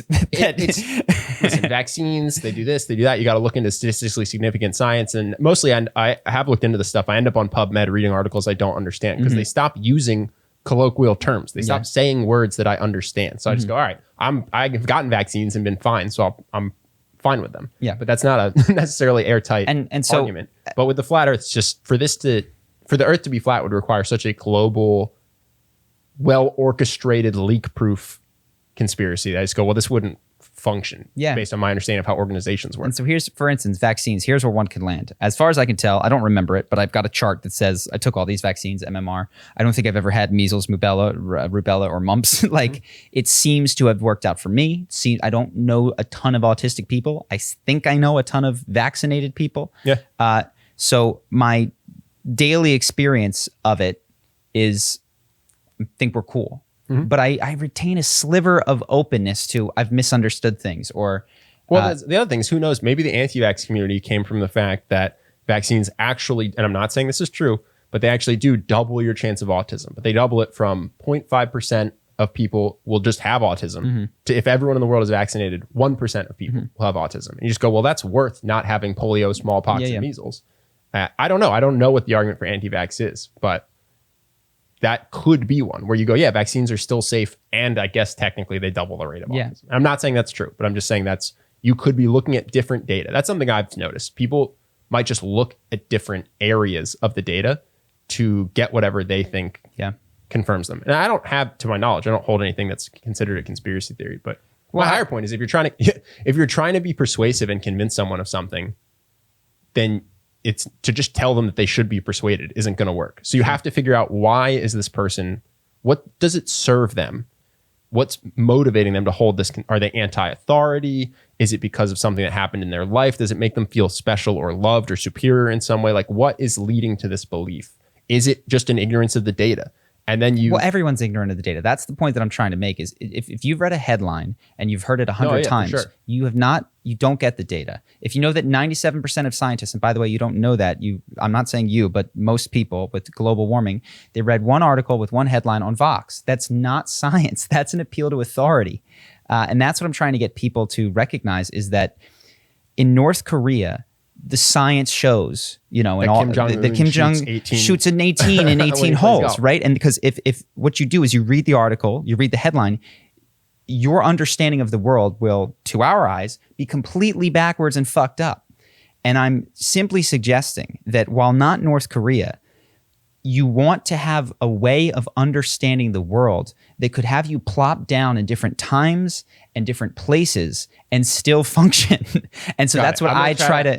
Because I think that was a little bit tough to follow. You're saying you want to exist in a way that would work no matter where you were put. And so if the way you work is you trust headlines and you were put in North Korea, you would think things that we think are crazy. Yes. If that's the case and you can't be sure where you are in time or space, then you shouldn't follow that system. You should have a different system that's not following headlines. And this is kind of, yes, and similarly with religion. If what I do is I agree with my community and do what makes me fit in, if you drop me in Saudi Arabia, I'll be one way. If you drop me into Salt Lake City, I'll be a different way. I'm trying to find a way of engaging the universe that would lead me to the same answer independent of where I were born. This is the really tough part. This is well, I'm going to tangent us a little, but the self-deception and again the incentive to come back to the same religion as your community is so strong. We had a guy, remember, who was Mormon, and we said, just imagine that you were born in the Middle East, you might be Muslim, so just don't be so certain that your Mormon religion is right. And he said, no, I've thought about all the other religions and I've thought about Mormonism. And the Mormonism is the one that to me seems the most right. And go, what are the odds? You know what I mean? Because there's a Muslim person saying the exact same thing in Egypt. I've read the Torah, I've read the Bible. They just don't make as much sense as the Quran. You know what I'm saying? So not to pick on anybody who believes in religion, but it's more just about how easy it is to trick ourselves. Because by the way, if you are Mormon, you look around the world and you decide Judaism makes more sense, you might get excommunicated. You might say bye-bye to all your friends. No, you absolutely will. Well, I don't know enough about Mormonism to know. I should take back absolutely. The Mormons that I have spoken to have expressed that the church is an is a central component of the social fabric of the community. So what I'm saying is, because again, I've started to believe that everything is just incentive structures. How could your an assessment not be biased by the fact that if you come up with one answer, you have to say goodbye to all your friends and family. And if you come up with another answer, you get to keep living the life that you like. Yeah. It will be biased. And so, that's this thing where let's come back. And to come back to the question, similarly, when we get ego invested, which we do in anything that we've believed for a long period of time, we can trick ourselves into believing that it's the data that has us on one side, when really it's the mea culpa that we'd have to give to the other person. Oh my God, I'm such an asshole and an idiot. I was judgmental and critical and I've been wrong about this. That stops people from moving. Well, you said something I thought was fascinating, which is just the number one thing that leads to belief is hearing something 1,000 times, which you're the first person I heard that from. And I thought it was a really interesting way to view the world and the different beliefs that people have, and how people who are similarly intelligent but from different cultures can have such different opinions on things. And especially, and what beyond that, it's not just hearing it, it's hearing that everyone believes it. Of course, a consensus. Consensus is good often, not always. So let's come back to the end of the question. We've kind of gone off. There was a part about platforming. Yep. Can you read that? So, well, I do agree that throwing in a label on these conspiracists is lazy. I think putting your whole focus on emotional responses is quite petty and reinforcing platforming and spreading conspiracies and wacky, potentially harmful ideas. So I don't totally understand the last piece, but just with regard to the word platforming, I do get nervous when I hear this word, because platforming is often meant to dissuade. So like if I have a podcast, to stop me from talking to Alex Jones or David Icke or like that you are not allowed to speak to someone or a member. Let's go with someone that I flat out disagree with, a member of the KKK. That allowing that voice to be heard is morally frowned upon, and that gets me nervous. I think that one, I don't use the word platforming. I would say speaking with or allowing them to exist on YouTube or any other number of things is pretty important. And so if we want to use the word platform, I think most ideas ought to be platformed without regard to their goodness or badness or truth or falseness. It's like, God, it scares me that the idea, like, who's making these decisions? Well, yeah, exactly. Like, your concern would be, okay, sure. And then we fall back to the scientific community. Agree that this certain group is evil, but then what if that certain group becomes something that to you should be heard? You know what I mean? Mm-hmm. So that's the fear. The other thing then, this just kind of comes full circle to my point, and I don't mind for this comment, but I assume that last time we talked about something involving emotional appeals. I don't really remember, but the comment says, say it again, like if talking about emotional appeals is petty. Putting your whole focus on emotional responses is quite petty. Okay. Again, I would think about your communication in general in life in terms of what is its purpose. Because that sentence is a little bit dismissive and a little bit insulting to me. I don't know. Do you think that's wrong? He's saying like, I don't remember if we put our whole focus, but he's basically saying... I actually don't know what we're discussing, so it's tough for me to get. I think what he's saying, and I could be wrong, is like what you said last week is... What did he say? Is petty? I'm struggling to remember. No, I would allow for it in this particular case. I actually wouldn't.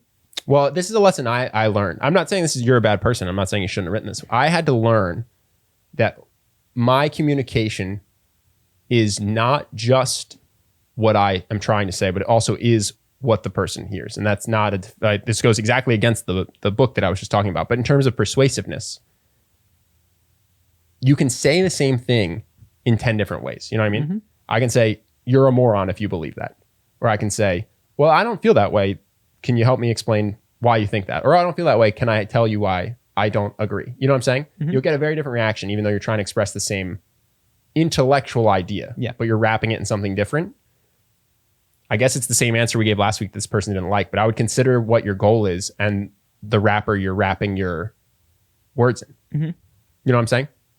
Yes. Because I could imagine being told that I'm petty or being told that I'm a conspiracy theorist or that I'm ignoring science and I'm an idiot. Like none of this is going to be persuasive to me. I'm just going to dig in. Well, there's a lot of loaded words. Like, and here's I'll go beyond this. It's not an argument. Saying that something is petty is not an argument. I don't actually know to what we're referring here, so I don't have. Yeah, I don't have a great memory of what the comment from last week that this is about is about. But yeah, it's that doesn't really like convince me that it's wrong, if that makes sense. You know what I mean? Mm-hmm.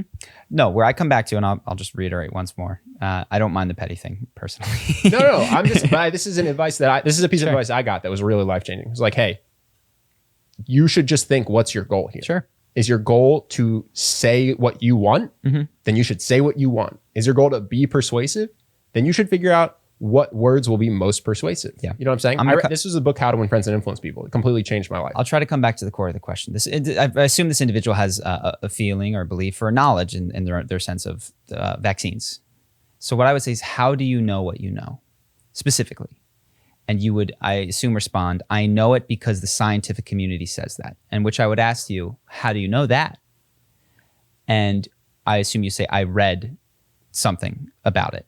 And I would just encourage you to recognize that you did not, probably in this particular case. And if this is, the other thing I want to be clear about is, if you are a vaccine researcher, mm-hmm.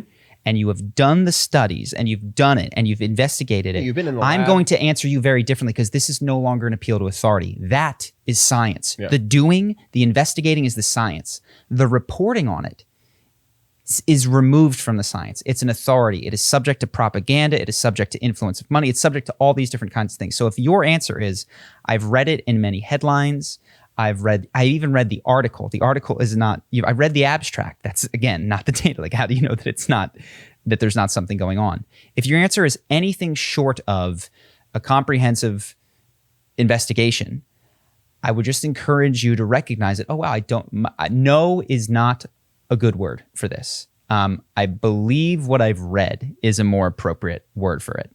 And I believe, that there is a scientific consensus, and I believe that the scientific consensus is likely to be right. But that's going to leave you with fewer, you will, I think, appeal to logic less, because we are away from logic at this point. We're at practicality. We're at...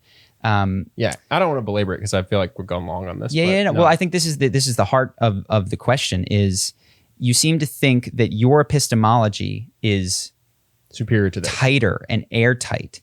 And I'm saying that while it is maybe, because like consensus is generally good, it's got a lot of problems. And the germ theory guy is going to get you from time to time again. So it's a better bet to hold the belief lightly, get your vaccines, fly around the world. Yeah. Don't worry about falling off the edge, but remain open to input that contradicts that without deeming it logically inferior. Sure. And to summarize my point, I would say I'm If I had a kid, I'd probably vaccinate them. Oh, yeah, I I would think too. the earth is round. Yeah. But in terms of the argument where you say the burden of proof isn't on you, it's only on you if your goal is to convince the other person that they're wrong, which I think was your question last week, was how do I Different person's question. get this person? Sir, someone asked, how do I get a person who believes a conspiracy theory to change their mind? Well, if that's your goal, the burden of proof is on you only in the sense that you're trying to prove to them that they should change their mind. So, I mean, I don't care what you don't think that's fair or not, but if you don't, if you don't accept the burden of proof, then they'll continue to believe what they believe and you'll continue to believe what you believe, which is fine, unless that's not okay to you. Well, I guess where it matters is with the decision to vaccinate your own child is who's the burden of proof on? I mean, forget the burden of proof. Is this going to make them healthy or sick? And really that's right. It's like, well, their question wasn't about vaccinating their own kid, though. It was literally about someone else disagrees with me and how do I get that? Well, that was a separate. Anyways, we've been on this for a long time. Yeah. We talked around it. Hopefully we got to it. Next is, I am an engineering student and an aspiring entrepreneur who wants to have my own tech startup as well as content create like you guys. I admire you so much for a variety of reasons, but especially for being people who actually followed through with the advice of the 4-hour work week and launched your own successful business. Based on what Ben and other entrepreneurs with business degrees have said, college level business classes seem a lot less helpful for building a company than real world experience in books. To that end, especially since technology and platforms have changed throughout the years, what skills or information do you wish you learned earlier or are the must-haves and the most valuable to you as entrepreneurs, i.e. learning Facebook ads, coding/web development, SEO, etc.? How would you recommend acquiring those skills? Okay. Definitely not college. You're right there. You nailed it. As far as I know, there's not a single college class that does this. There might be one at Stanford on entrepreneurship, but I've never seen it. Number one skill. It's not a skill. It's a drive. That's 4-hour work week. That is, why do I want this? Because the meta skill is having gas in the tank to do everything. And so getting clear on what you get out of, you don't have to do your 9 to 5, what you get to do. I get to travel. I get to live a life of freedom, doing things that I want. Baseline. Then the other skills, you mentioned SEO. No, you mentioned all these other things. Well, for instance, I used to say coding because we were not tech smart. And I used to be like, man, I wish I could code because this would be so much easier and faster and I could make a custom site. But in hindsight, I actually think it might have slowed me down because I would have spent time coding instead of thinking about the high level stuff. Yeah. To me, the number one skill would be marketing. I think that is what makes a business successful. You know, I have to say that could be reflective of our business, you know, because if we were Google or something like that, coding would be the most important skill. So this is all coming from our perspective. I don't know. You think, I know Facebook spent a lot of time coding, but you think they rose to be a massive, take Google, huge thing because Google 100% had better search results than. Sure, but Facebook was significantly better than MySpace from a code perspective? No, well, you can argue that this is marketing, but positioning it that's marketing. To hit, yeah, positioning is marketing. It's important, but it's not. I think your perspective of how important it is at the number one is reflective of our company. I think if you speak to other very successful companies, it'll be up there. I think oftentimes a superior product gets beat by an inferior product with better marketing. It can happen. Sure. This is my opinion. Yeah. Maybe I'm marketing. crazy, I think here's where we agree, and I think everyone would agree, regardless of their business, is very important. It's and it's not what you're taught in college. That's the other thing. Marketing in college. I took marketing classes, and it was branding. Yes, and that's the number one thing I'd recommend is Marketing Step by Step by Evan Pagan. It'll completely reshape what you think marketing is, and it will redefine it for you in a very useful way, and it'll give you step-by-step exercises for how to better market your business and how to think about marketing. Yes. I love the program. I literally texted the founder 2 days ago to try to figure out how we can get a link to promote it because I think it's excellent. He's in Whistler, snowboarding, so he's taking his time. But yeah, marketing step by step, that's the best thing that will teach you marketing. And in my opinion, high level marketing and understanding consumer psychology is the most useful skill. That's what marketing winds up being, is understanding people. Yeah. And yeah, it's not Facebook ads. It's not SEO. At a high level, it's understanding what makes someone want what you have. At that point, other skills that are going to become important, well, you know, it stays with people at this point. I've recommended many times Running Lean by Ash Maurya, which is about interviews to find out what problems people have in your areas that you're interested in. So with 4 Hour Work Week, you're going to go through, you're going to talk about your interests, you're going to talk about what the market needs. This book will take you to interviews with your ideal customer that's going to say, hey, in our case, which of these things do you care about? Do you want confidence? Do you want charisma? Mm-hmm. Do you want to live an amazing lifestyle design? Do you want X, Y, and Z? And it's going to help you hone in on the exact problem that people have. And then the book is going to teach you how to propose various solutions to them. Okay, so I want to teach you charisma. I can coach you. I can give you an online course. Mm-hmm. I can give you this. I can give you a book. I can give you a pill. Which of these are going to be most... Pill was hard. I looked into pill. There's beta blockers. Pill was tough. Right? There's butterfly. There's pills that you can take before you go on stage that allegedly, I've never taken them, reduce stage anxiety. I mean, there's. I was trying to make a pill that was a testosterone boosting, beta blocking charisma pill. Yes. And it turned out that the best way to do it was to take individual blood samples from people and then get them a custom pill, which at that point I just went, okay, this is complicated. This isn't for us. But you can solve this problem in a number of ways. You can sell people a watch and say, yo, chicks love this. That's you can sell confidence in a shirt or car, and it often is. $7 Timex, baby. So that is going to teach you how to find a problem and then a solution that fits the market that you can deliver. Can I hop in? One mistake that I think people make is they ask people the worst mistake is to ask a friend, is this a good idea? Would you buy it? Mm-hmm. Then they go find their ideal customer and they ask them in a focus group, would you buy it? And then they take people at their word.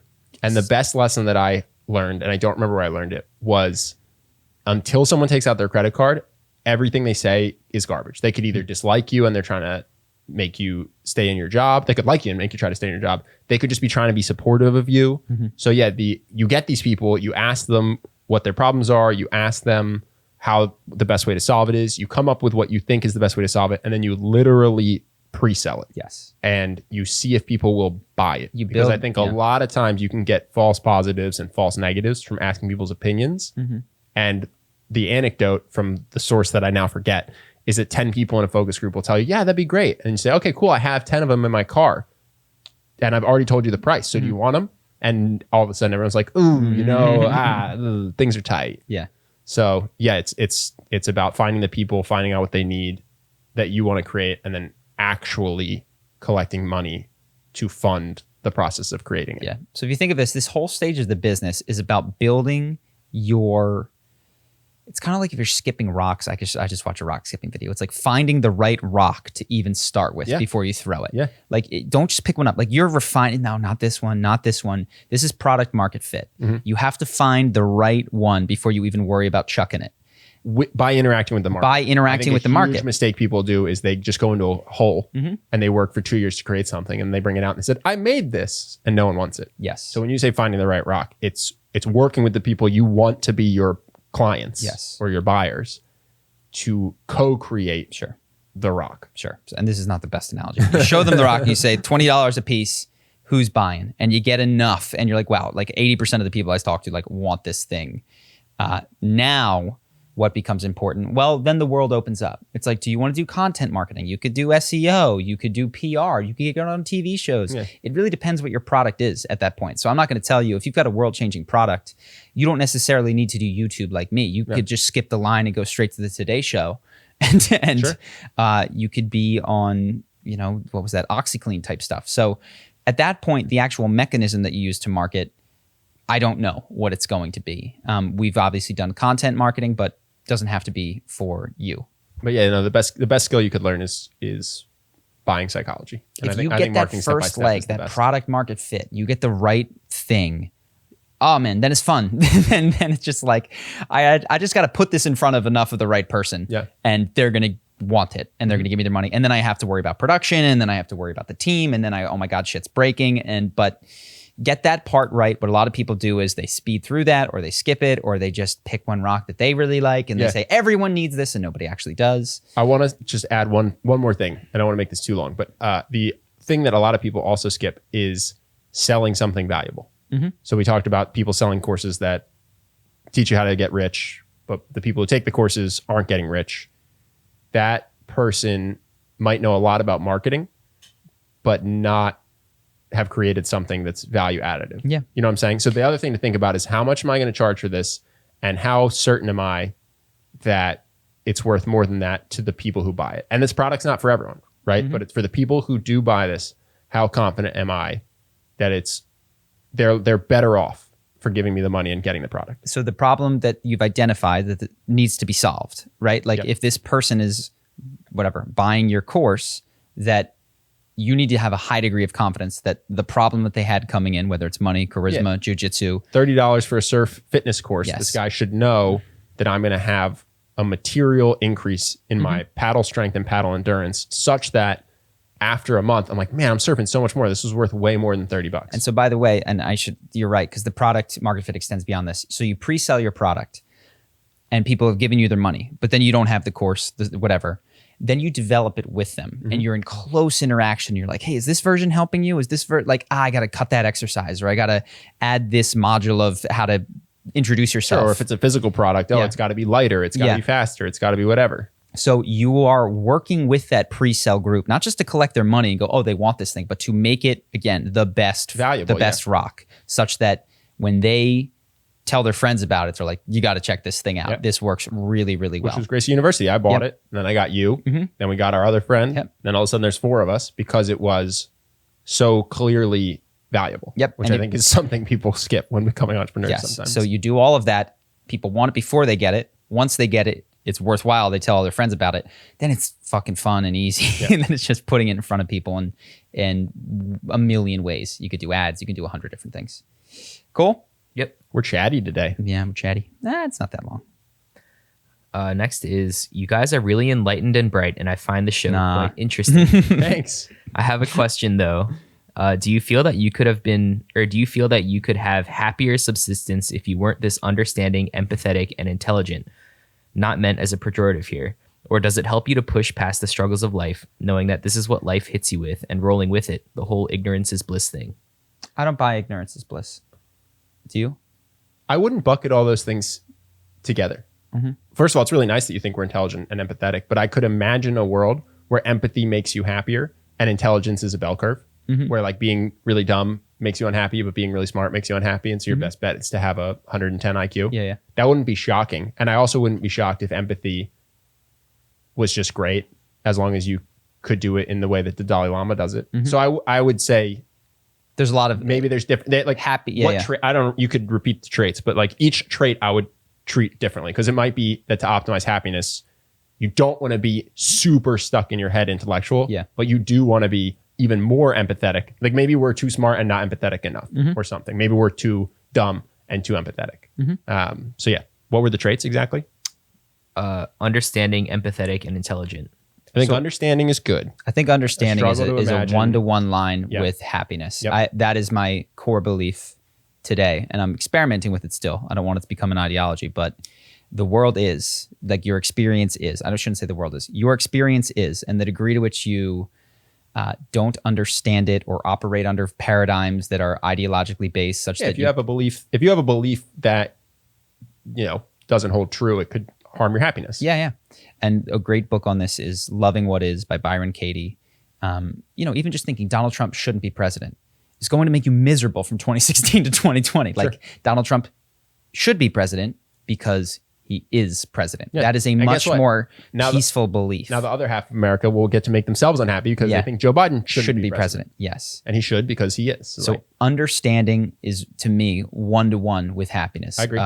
You cannot help but find peace in understanding. I also think that the empathy, the way I understand it, is a one-to-one happiness. I don't think empathy is necessarily that when you see someone else sad, you go into hysterics. I've seen people who, I'm just so empathetic. I can't, I just can't. I struggle to exist in the world because of my empathy. That's somebody who's sad, whose sadness gets triggered by the sadness, but none of the happiness in the world connects with them at all. So I've seen this. This is like a fake enlightened thing. I can't even process. Yeah. But I think real empathy, in the sense that when you see someone upset, the sadness can come through you in a wave and then go and be gone. The Dalai Lama will, when hearing a sad story, cry, but he doesn't just watch the news and weep 24/7. He's actually a very joyful person. So the one I'm not sure about is intelligence, because I'm not convinced that the more intelligent you are, the happier you are. I'm pretty confident if we studied it, that wouldn't necessarily be the case. I don't know if it hurts you though. So I don't have a very concrete opinion on it. that. You know, I bet you there's, if we treat intelligence as performance on an IQ test, which we have data for. Sorry, that's what I'm assuming. Yeah. Sure. Let's just call it that for the sake of this conversation. Yeah, I wouldn't be surprised if intelligence was not heavily correlated. I mean, one of the things that I've seen, I guess it was a bell curve around 115. So our friend posted, again, this is just from an Instagram post from a friend who has a brother who has Down syndrome, but according to him, True. 99% of people with Down syndrome, when asked if they were happy in their lives, said yes. Now, that could just be a reported happiness that they might just say yes to the question, but it's something like 66% of people without Down syndrome say yes. So it's tough to quantify happiness. Just it's a little less hard to quantify intelligence, but that one might be a mixed bag. Yeah. Sorry, was the question what do you do about it, or was the question just what do we think in terms of the correlations to happiness? It's just, do you feel you could have had a happier subsistence? No, I don't think that. To answer, I don't think that if I had a lower IQ, performed lower on an IQ test, that I would be happier. Well, correlation isn't causation, right? So it might be that people with intelligence focus a lot on achieving in the external world because they're rewarded for schooling early, and then good grades basically translates into money to a lot of people's minds. And so what you would end up with is a lot of intelligent people getting pulled into chasing prestige, because I heard this, if you want to make an intelligent person do something, bait the hook with prestige, because they're desperate for other people to approve of them, probably because they weren't necessarily, the coolest kids in school. And so all of a sudden you're saying, oh, well, intelligence causes unhappiness. So no, maybe the pursuit of money and fame and prestige causes unhappiness, which correlates with intelligence. But maybe you can be intelligent, release the reins on that by studying Taoism, Buddhism, whatever your thing is. And maybe some of the happiest people in the world are the intelligent people who aimed at the right things. So I definitely don't wish I was dumber, but I also wouldn't be surprised if you told me that IQ doesn't correlate with happiness. Yeah, I have. I don't wish to be dumber. Don't even wish to be smarter, because I'm under the impression that it doesn't matter. Like, I do wish to be happier. Yeah. Like, I do wish to be more enlightened. Taller? I do wish to be. I'd be taller. I'd be taller for sure. You want to raise your IQ? No. Lower your IQ? No. Add 2 inches of height? Yeah. I'm under the impression that what a better IQ would get me is more money. Well, there also might, I could imagine a world where if you get too smart, it's hard to get out of your head.